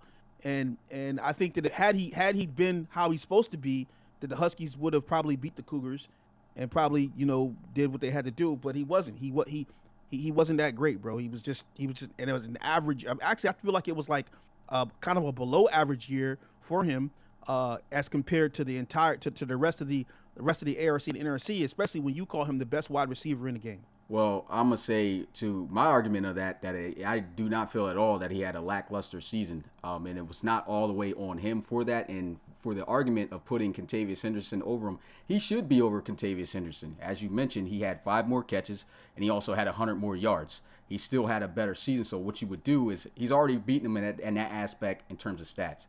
And then you look at just the overall impact and player of like the talent of the player. And Keith Guyton is the better player. So he should be higher. He did nothing. In big moments, I don't know. If you go back and watch the Huskies season, and I watched the season against other teams, not the Cougars. He was I'm shut down. I'm gonna tell you this right now. He was not shut down. In games he was shut down by the Cougars. Okay. In games he should have. You have a game-changing cornerback, though. You have a game-changing cornerback who covered him. He should be able to minimize him. But Keith Guyton, you're not going to say that he had a minimal season. He did not have a minimal season. Don't do that. Don't do that. What are you going to say? That's not right. That's not right because you fairly took on Keone Jones off another YouTube and gave everybody the chance to go I did, but I'm saying he should have a minimal game against him. Okay. He's not going to have – of course he shouldn't have a big game. Keith Guyton in big-time situations did nothing to carry the Huskies to a playoff. That's the straight opinion. Beat them. That's straight opinion because if you feel like Keith Guyton this past season – if you're going to – in the chat, if you're literally going to say that Keith Guyton did not have an impact on their season, you're tripping. No. That's not Keith Guyton's fault. Did the Huskies beat the Cougars when they needed to? Okay, that's I'm asking the chat that. Just because of that, does that have anything to do with Keith Guyton though? Yeah, it has it really doesn't. He's it really the number doesn't. one player on the team. You're talking about one game. In the league. That does not change the fact. Does not change the fact that he lost that game, and it was just that. It has nothing to do. It has nothing to do with what he did that season. He still had better stats than you got. Keith Guyton, man. The only reason he had better stats because he played weaker teams. And you're saying he had played weaker teams, but he still performed. He played weaker. You're saying your guy performed. Keith Guyton had better stats. My guy crushed top tier teams. If he crushed it, why didn't he have better yards? And you know what? And honestly, too, the only other reason probably, matter of fact, I don't want to say this, though, because I think Henderson did get injured in the playoffs. But, I'm telling you right now, Contavious Henderson meant more to the Cougars than Keith Guyton meant to the Huskies this year, and I'm saying it. First of all, for saying that, you can't really say or compare that because at the end of the day, the reason why you can't is because I do feel the reason that Contavious Henderson is a more impact player is because he is one of the best players on that team. Even though as great as Keith Guyton is, there are still a lot of great players also around the Huskies, so he's not going to be as important as a piece to everyone else. So you can't really use that argument. You do understand that 5 catches, 100 yards, and maybe a touchdown or 2 is literally only one game more. But he still had more stats than him. So what are you saying? But listen to this. But listen to this, Rob. That has nothing to do. Or you're talking about running backs now. You're talking about running backs. Three-headed monster in the backfield that was rushing, and we had. That has nothing to do. That has nothing to do. Still, it still doesn't make sense. Oh, he got destroyed. Rob is out here hating because how are you going to say he got shut down? How are you going to say Keith Guyton got shut down when he still had more stats than your guy? And you said he got shut down in the game, right? You said that Keone Jones shut down Keith Guyton in 2 games, right? But yet he still had more yards than your boy. How did he get done when he had better stats than your boy? Yeah, 4 catches. How did he get done up? Tell me how that makes sense. 4 catches against. How does that make sense? Your guy did not have more yards than Keith Guyton, but yet he got shut down. This is the same guy who calls the greatest of all time a guy who hasn't run a single reload ball. But guess what? Guess what? Who passed for the most yards this season? Who has a better legacy? A wide receiver. Dre Crowell. Dre Crowell is the best quarterback in the league. Y'all just hating. Who didn't do it? Who didn't step up in game times? In okay, let me say who did Rob Slater? Did Rob Slater win a chip? Did any of you guys win a chip? He got shut down. Did any of you guys get as far as or even have a stat even close to the Cougars? I'm not going to go 6 I hear you, but you're not going to compare any of your players to the level of Dre Crowell. None of your players are on the level of Dre Crowell. What are you saying? Best believe I'm not going to go 6 seasons. I'm not going to go 6 seasons and not have a chip like Dre Crowell. I'm not going to do it. Okay, I hear you. But we're going to see. Are we arguing about? But let's also talk about you were on the team for Dre Crowell, And the only reason that Drake Crowell didn't even win to go to the playoffs for the first year because you were there. For Drake Crowell because I don't want to lose my job. Nah, bro. You want to talk about that? Let's talk about this, Bill. I mean, Rob. Let's talk about this, Rob. Why is it? What season was it when you coached Drake Crowell? No, I didn't bring him up. That was straight mix. When you coached Drake Crowell, that was the first season he didn't go to the playoffs. Exploitation. So what are you saying? Exploitation. What exploitation? He didn't make it because of you, and you left the Celtic Tigers because you couldn't keep up with the legacy there. We dropped old folks Dre off at the nursery home. We dropped him off with his little baggie and his little tuna sandwich. We dropped him off. That's cool. In That's the cool. In the division. But did you guys win a chip? You keep calling him. You guys win a chip? You keep calling the GOAT. Did you guys win a chip? Did you have a better record than him? Kind of scared out here. Did you guys win a chip? Did you have a better record? Did your receiver have more yards than Keith Guyton? You're losing in every aspect of your argument. Second year. You're talking to a guy only his second year coaching. We're not talking about your third year coming up. Your third year coming up. You couldn't coach the GOAT though. 5 years. You couldn't coach the GOAT. 5 years. So I'm not trying. You couldn't coach the GOAT. Well, you know what? Okay, I couldn't coach the GOAT. You couldn't coach the GOAT. Okay, I couldn't coach the GOAT. You know why I couldn't coach the GOAT? I couldn't coach the GOAT because the GOAT, first of all, has a terrible throw power. You're harboring Justin Jones. But yet he won. Yet he won you the game where you was about to bench him. And he still had 4K yards once you left. Okay, the only thing that has saved Drake Crowell is abilities. If we did not have abilities, Drake Crowell would be bottom and that's definitely false. In the free agency. That's definitely false. Terrible. The only reason Rob, and you know he would be better than Rob Slater. So what are you talking about? If he didn't have ability, if nobody had abilities, Drake Crowell would still be the best quarterback in the league. That's straight fact. That's straight facts. Only was sweet because of abilities. You loaded him up with 30 abilities. He had every single ability. He was doing that before abilities. That's the only reason. He was doing that before abilities, Rob. He was doing that before abilities, Rob. I beat him. You beat him but didn't win a chip. What are you talking about? What are you hyping your team up for if you didn't win a chip? You beat the GOAT but didn't win a chip just like Dre. So you're in the same boat. What are you talking about? I beat the GOAT. What is y'all's man's talking about? What's Rob out here talking about, y'all? His team did not win a chip. His player did not have more yards than Keith Guyton. And he did not have a better record season than the Celtic Tigers, even though he beat them. So what are you winning? If the chat doesn't know, the GOAT has 10 abilities, all abilities, and that's the reason why he was so 10 abilities? There's only the same amount of abilities as everybody else gets. You had the same abilities as everybody else gets. There's other players that had the same abilities as Drake Crowell, but guess what? Drake Crowell led his team to a 15-1 season. You're trying to call me out as a coach. You did because, look, if you're going to call out me for Dre, I'm going to call out you. You couldn't coach the GOAT. You couldn't take the GOAT to a playoffs. You could not take the GOAT to the playoffs. Hey, I'm calling for a pause real quick, guys. Your season was the only season he did not go to the playoffs. Yeah. You know why? And you know why he didn't go to the playoffs when I was my first season? He didn't go to the playoffs because you guys built the rosters wrong and you made Drake Crowell out of a wide receiver. And he still had 4K passing yards. And he was a game away from the playoffs. When you left, guys, he was never terrible. Guys, can I say something? Go ahead. I would like to welcome Ethan. He is a brand new viewer to the RFL. Welcome to the podcast, bud. Ethan. And also, should I still be bringing Noah in, or what's going on here? Oh no, we straight. You know, we always arguing anyway like this. I mean, this is okay. I'm just checking. Look, this is just light work. But we of course gonna be busting. I ain't gonna say that. We just gonna be coming at each other's neck. That's just what we do. But who is Ethan? He's in here. No, there's a new viewer, a brand new guy came in and said, "Hey, this is my first time viewing." Shout out, Ethan. So you came in at the right time, my guy. Came in at the right time, my guy. Yo, we're not wait till the RFL season. Yeah, we're not at each other's necks. But wait till the RFL season gets here. You think that's the heated debate? Wait till the RFL season gets. Yeah, no way we can do a duel on that. But the energy even for this, I mean, does Noah even want to hop on this? Like, what's going on?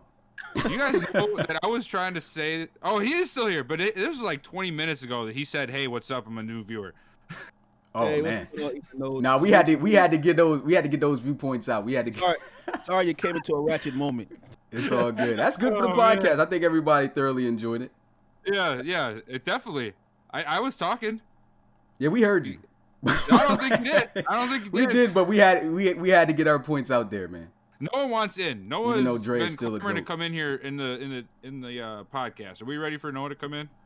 Yeah. All right.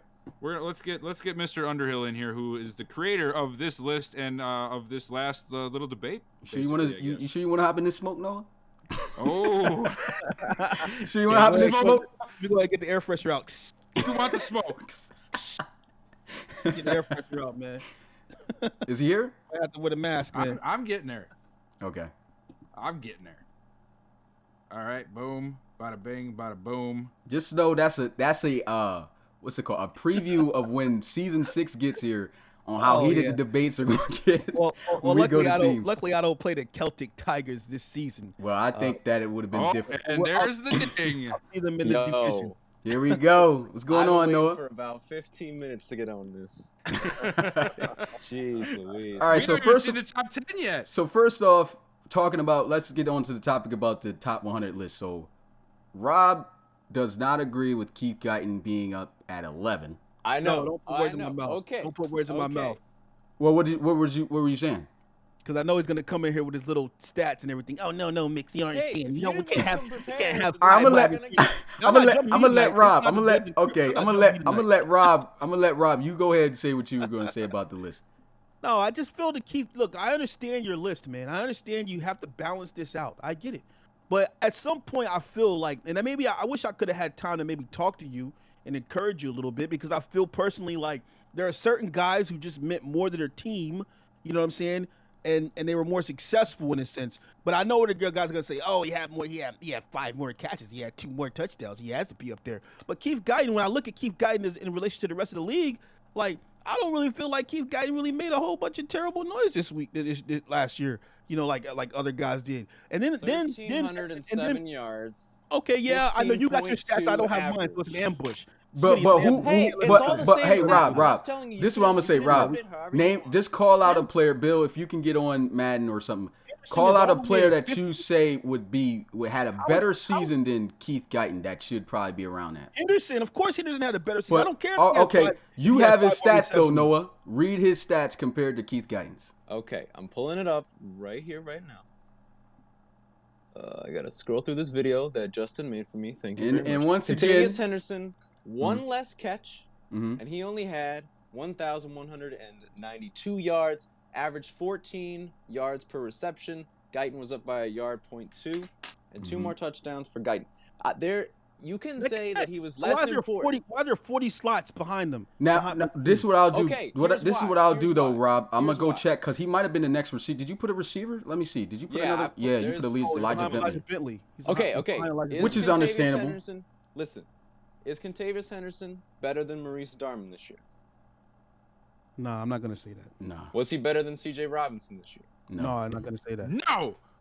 Okay, so that's the first two. Let me see where the rest of them at. Was he better than Stanley Whitehead this year? No, I wouldn't say that. What was Stanley Whitehead's stats?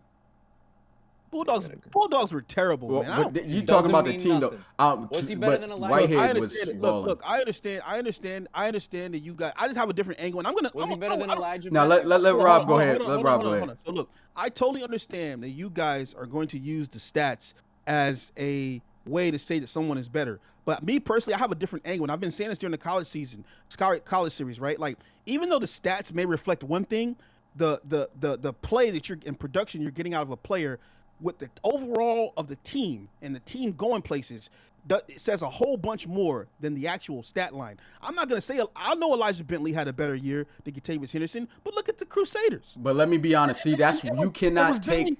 Just to jump into this though, Rob, you cannot take the team overall success, and you equate it a little bit, but you not If equate the it's about team team success, compared then to the Calvin player's Johnson is ability. like the worst Because receiver to of be all time. honest, and that's a good point too, but Elijah Bentley should be the number 1 receiver had he not got hurt. But even with the season, the guy still had 1,100 yards receiving at week 13. The guy should definitely be ahead.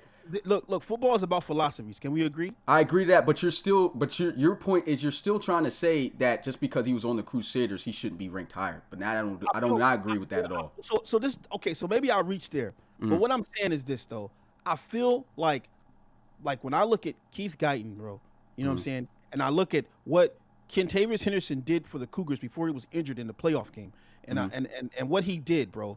And I look at what Keith Guyton did for the Huskies, bro. And we're only talking about literally like a game worth of stats. Like I feel like I get what you're saying, but he earned that game worth of stats over though. Kentavious Henderson was better than Keith Guyton. You could also say he was a whole game better than. Yeah, that's what I'm saying. But this is what I'm going to say also, and this also kills the point too a little bit as well, Rob, because you also did say that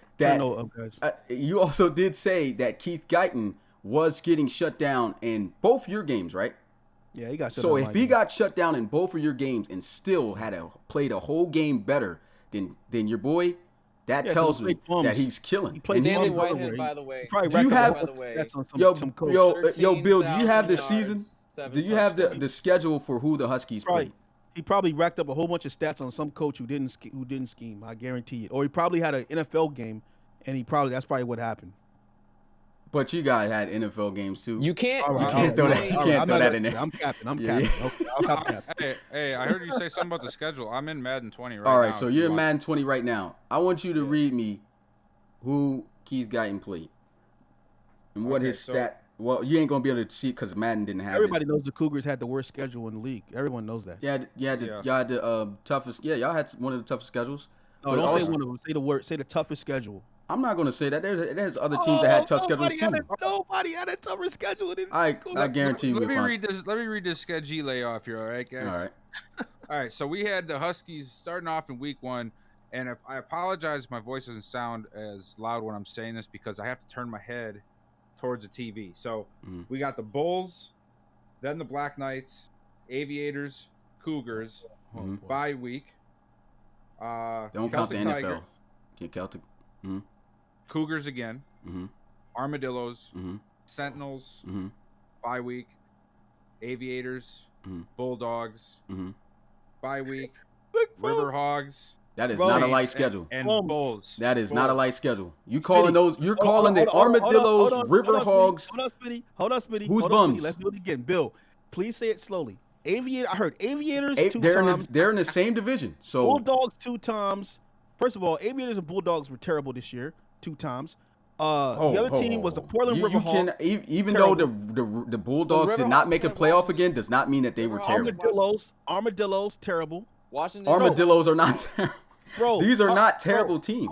Harvey, bro. Hunter Mackey was in a pistol all season long. The River Hogs were still a good team. There is no bum. The only bum team I can say that they played in that schedule that was like legit bums was Aviators. We can't all be you, Rob. What do you mean y'all can't be me? I'm not saying it's me. I'm not a narcissist. I'm just saying. Look, I'm just saying, guys. I feel like Keith Guyton is just not. He wasn't that sweet this year, bro. You know what I'm saying? I just told you. And that's why I said everybody can't. I agree with it. Everybody does not. I can't agree with that. You know what I mean? Keith Guyton definitely. Because if you talk about like, that's another thing, man. Is like for real though. He got shut down, like you said. And remember, also he had a slow start to the season because Brady Hudson wasn't throwing the ball. So that was like 2-3 games, right, where he didn't get 100 yards, and he got shut down in 2 games against Keone Jones. Kept a minimal game, and yet he still had a full game with those stats. You get what I'm saying? There is no way he had a terrible season. And you still haven't even seen the top 10 yet. Yeah, this is just the 11. Yeah, do you guys know who the number 1 receiver is? Locker for actually making the top 20. Well, the only reason C.J. Robinson didn't get in around here, we know his injury came that early. He lost 8 weeks. Yeah. But, see, that's why I said, honestly, I feel like the best receiver this year, hands down, had he not got hurt, would have definitely been Elijah Bentley. He would have broke every single receiver record, ever. We've dropped 15 viewers since we started this, by the way. Oh, it's all good. What? We've dropped 15 viewers since we started this discussion. Oh, wow. It's all cool. They don't understand yet because I think some of the guys they're not ready for this. This is for the hardcore guys. But if you don't know too much about the RFL, this is our main topic anyway. You don't know too much about the RFL, feel like dropping out, then that's on y'all. But this is for the main hardcore guys that stick around for this information to learn. This is also a good way for you to learn about these players as we have in the debate. You see this debate we're having right now about Keith Guyton. That's a player you got to look out for. You see we talked about Kentavious Henderson. That's a player you got to look. Everybody on this list you got to look out for because they're ballers. One thing I had a complaint with a little bit too on this list with Noah was Brady Hudson being up to 14. Okay. Why is he that high up? Because he was good. Well, Okay. That settles it. Case I closed. didn't come like I'm like you, Rob. I didn't come super prepared, but Okay. I'm seeing it right here. 4.4919. That's pretty good. 35 touchdowns, 13 interceptions, a bit high, but he had a good year. so would you put his year as comparable to better season than Trey Worsley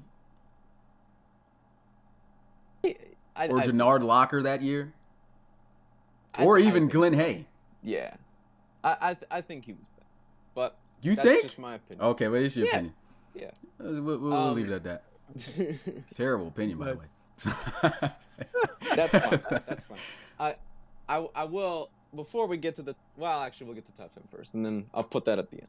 All right, so I guess we're done here with 20 through 11. Good debate there with that. And this is the top guys. Now I do not have. You guys thought I was gonna have an issue with Drake Crowell not being number one. I do feel like Isaiah Ingram should be number one. Oh, Cougars in the top. So I looking at this You're list welcome, though, there's actually one player that I have a problem with. I think he should be in the top 10, but I do not think he should be that high. Romeo Jackson at number 3. But Justin, should what did not you have been what the did you case. allow Justin to do, Noah? Come Romeo on Jackson now, man. should be over had a Matt really, Nayani, really I good feel. season. But I do I'm not not- feel that. So you're going to say his season was better comparable to what Garrison Ash did and Charles Raymond. 1,500 yards, almost 1,600 yards, 12 touchdowns, 17.7 yards per reception. Okay, now read Matt 99 Nayani. yards per game. That's still not 100 yards a game receiving. And then also read Yeah, but Matt nobody had Nayani. 100 yards per game. Thank Every you. little yard. Yeah, so look at Matt Nayani though, and compare those stats. How far was he off from that? Probably not much since he's And yet- that close. Yeah, Let's he see. is close. Let's but see. Let's see. Waiting for this load. Come on, bro. 1,500, 11 touchdowns. That's the difference. And I do feel like that's a pretty 17.3. respectable spot. 17.3 what? Yards per reception. And what was right around the same. So I would not have. That's what I disagree with in terms of this. I do not feel like Romeo Jackson had a better season this season than Garrison Ash. I honestly feel like Garrison Ash should probably be over Charles Raymond too. Yeah, looking back, Garrison Ash, he probably should be a little higher. Like I said, I made this a couple months ago, and then my opinions have changed since then. Shout out to Isaiah Ingram, apparently on the Red Dragons right now. Hey, But, you know, I have Snap! a. Forgot to change Oh, that. come on, now, R.I.P. give the to me. bell, Beazle. Nah, that's me, bro. I made it, so I get the bell. Bells for Smitty. Drop the bells. Yeah, that was my fault. Oh Come my on, goodness. man. And I got a bone to pick with Noah about this top 10 here as well. All right. Okay. How the heck are you gonna be my assistant coach and we ain't got no Explorer up in the top 10 right here? Collusion. I was very close, but I would get run out of the building. Who did y'all have at number y'all's highest player? Nathan and, Schmidt. Schmidt was Ethan 12. in the chat. You should just root for the Explorers. So there you go. You should. You're welcome. Welcome to the family. Yeah, Schmidt was 12. I was very close to putting him in there, but it is what it is. Yeah. So I mean, you have any opinions on this? Still, Bill and Rob. That was really all I had. I'm just glad to see my man Marvin Woolfolk, man, the headhunter. He's out here. Yeah, always been a beast. But no, for real, like, what did Justin pay you or something? I was just really impressed by those touchdowns. Dude, you know we're never gonna be able to hear Justin not talk about Romeo Jackson. Even I know. more now, right? Like, I mean, but this this still ain't an official list. I mean, Yeah, not to throw shade at again. my boot, but like Yeah, he would not have been It's fine. Justin's number not gonna 3. care about that. You know that. It doesn't matter though. I mean, to Justin's put him gonna at come in 3 in calling the this league. Romeo. I mean, Romeo Jackson, I feel is maybe top. I'd say top 3 or 5 receiver right now. But Oh yeah, for sure. would I put him at 3 best in the Who league? did Romeo Period. Jackson cook this year, man? Who did he really cook this year? He cooked everybody. We're gonna do this again. He honestly Uh-oh. cooked everybody he played. He cooked a lot of wide receivers, a lot of cornerbacks. Yeah, he cooked everybody, bro. I think for real, on some real, I think he would even give Keone a run for Yo, stop the madness, man. Come I'm on, not even Bro, lying. Rob's playing Not safe. even lying, Cap, Rob. man. Like, You capping, man. You I'm capping, dead man. serious. The dude's Cap, man. Cap, man. nasty, Chill. bro. Cap. That's Yeah. all Okay. the cap. Okay, so The base of caps. so before we go any further, I don't know if y'all know, but I am Steelers fan. I've said it before. My boy, 11-0. Let's go. So I listen to the Dave Damashek football program. No jive. That's what he's all about. When you're wrong, you say you're wrong. So when I was looking through the list the past couple months, like I said, I'll just put it out now because no one can ask him about it. Me and Mitchie did, like, once I was done, he was like, ooh, I showed it to him first, and then he was telling me all the things that I messed up and where people got left off. So I have 5 names that probably should be on here, but didn't make it for whatever reason. When you talk about the total top 100, or Yeah, okay. I'm just gonna. Okay. Let's hear 'em. I need to put it out now because I don't want people thinking that I'm hiding from it or anything. So, first, you mentioned it 2 weeks ago, Bill. DeMarcus DeGreat, he wasn't there.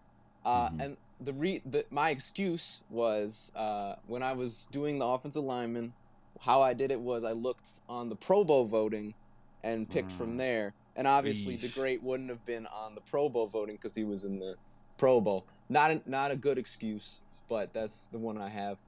Blair Harden as well. Mitchie told me all about how great he was. So Is I'm he? That's a apologizing to him Snowhawk, now. right? Yeah. He ain't that great. Blair Harden? Look, you don't know offensive lineman. I don't know offensive lineman. No, But I he was mean, telling me Blair he has Harden. overall- Mitch is right just there. just talking. he's I got don't his- think he's got Harden. his rankings or whatever, and he's telling me he's really good. So Nah. if he deserved to be on there, then he was. Unofficial. Wayne- Unofficial. Real quick before you go on, can we get a bell, please? Let's get a for bell Mitchie? for Mitch. Yeah, Yeah, Blair Harden. drop He's a good. those on him, He's a man. good line, but dude, no. No, I would not have said that to put Mitch him. out here handing out bologna sandwiches, man. Come on, man. Okay. Man. Wayne Norman is Yeah, not here. okay. What? Hold There- on. there's Oh, a- I just there's a- peeped that. You didn't Wayne have Norman's Wayne on on this? Wow. That was the one guy when I was writing through when I told you guys a couple weeks ago when I was writing up through 30 and I saw Wayne Norman wasn't there. I was like, there's gotta be room for him. But I was like, I've already done all this. I'm not gonna redo You'd it. have had So to kick that's somebody a out, bell man. there. You should, let me tell Rashawn you. Chamberlain is also not here for whatever reason. I was just don't about to know. bring him up too, Bill. Just about to bring him up when you was talking Yeah. about why our Explorers the on list. I just realized that. I I was know. like, This of is course what- he's this on the was me. list. I thought DeGreat was on there till 2 weeks ago. I had no idea. So I don't know what happened. And then I'm offended. This is gonna be the biggest bell of the century. Get recording, screen record this section of the podcast. Jabri Jackson. Oh my God! All right, Oh give my us, God! gotta Look do at this this. one. Hold up. I didn't even. guest here a bell. Throw it all out there. Oh my I don't God! have no Are you? idea how Jabri is not on here. I honestly have either. no clue. Because there's no way you overlook Jabri Jackson. So I have no idea We why got he's not there. Latavian Worrell on here, and we didn't got I no know. Jabri. I know. Wait a minute, that's my quarterback. Never mind. I'll take every I L, pressed the bell at least about I'll 100 take times. Man. every bell. But hey, I have to bring it on myself. I'm the only one that can really take that there. So that's why it's my list. It's Well, at not the a end of the list. day, man, I still feel like you did a great job with what you was working with, man, all by yourself. Of course, when we do drop our first official top 100 RFL list, we're gonna have more people involved and everything just to make sure that this comes out more official. But I still feel like you did a great job. You did something that we didn't have the time for because we were taking care, of course, the college series and everything. So I still want to give you a big shout out for that, man. Appreciate all the work you've done so far for the RFL in terms of articles, even showing up to games to support, man. One of the OGs of the RFL, man. So appreciate everything you've been able to do for us, man. And man, I can't wait to have you on board for the top 100 because I will add you in that list as well to come up with next year in our group. Yeah, and one thing too, like aside from just the rankings here, this is a really awesome series of articles that we put out for if somebody is new to the league and you want to be able to understand what we're talking about in the podcast or who we're talking about during a game. go and check out these lists because there is a little excerpt under every single player in the top 100. Of course, you're still going to have plenty to learn, but it's a really good starting point for guys who aren't aware of what the RFL is and how complex and how deep we take things. So go and check that out if you're listening and you're new, because it's a really easy way for you to get a decent handle on some of the big names in the league and somehow some of the teams are shaping up, and maybe make things a little bit more easier for you and be able to follow along in our games and whatnot. And just to add on to what Bill said too, man, just for public relations, man, for all you prospects out there, man, I know you guys been running the chat for the last 6 months or whatever, man, but like really understanding and knowing who these guys are, and a lot of these guys who are in the league still, who are making their stories, who are ahead of you, is really good to learn about those guys as well, because that just helps you kind of build yourself up as a community member here, man. People respect it when you actually know what you're talking about, and everything. And so you don't want to be selling wolf tickets out here, man. You got a long way to go. So, man, make sure you definitely make sure you check into the history, man. If you're prospecting, the only thing you can say is Dre is the GOAT, then we know that you just listen to what we're saying. But even though it's facts, all the guys that agree with you have white in their name. Everybody else that has color on it agrees with me. So that's all I got to say.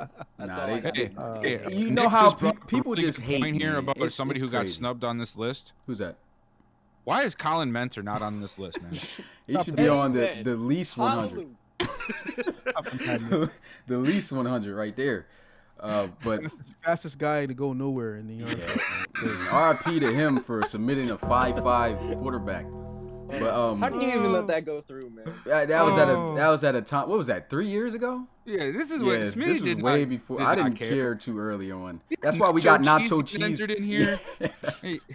We had some crazy names in here already. So don't say we. You say you. Nah, I'm gonna say we. You, man. Y'all part of this, so y'all take my baggage too. That one. Give me control, and that won't happen. That's all I gotta say. And then what's it called? What's the dude's name? Should have been on there. Oh yeah, deleted. That's probably got to be the dead last least 100, number one in that list. Hey, I got to put some respect on Colin Mentor though, man. Justin just reminded me, man. You guys been on 5 teams, guys. Yeah, Prospects message. He should have been washed off. off. 5 teams. Still was showing up, man. Got a chance to play quarterback, now, kick returner, wide receiver. He's like Nate Robinson version. I feel some type of way if you bringing up Nate. Don't you do that? Nate Robinson. Oh, yo, that's too soon. Yeah, but just like Nate Robinson, he got knocked out except out of the league. Oh man, I must be Jake Paul then, man. Rob, I would love to see. I'm not. Since I think you have the most problem with my list, even though like you've given me respect and everything. I would love to see you do a top 30. I'm not gonna ask you to do a top 50, not top 100. Just to see what it top is. 30 and see my what top. you got. I could do a top 30, but see, the thing about me is it's gonna be all defense because I'm kind of biased. Or in that receivers. sense, It seems like you just love everything that isn't what I put. So Well, I have. do what you gotta do. Actually, Man. it's nothing personal against you. I know. It's just that like Smitty knows. I made it a point that I wanted to shut down Keith Guyton this season.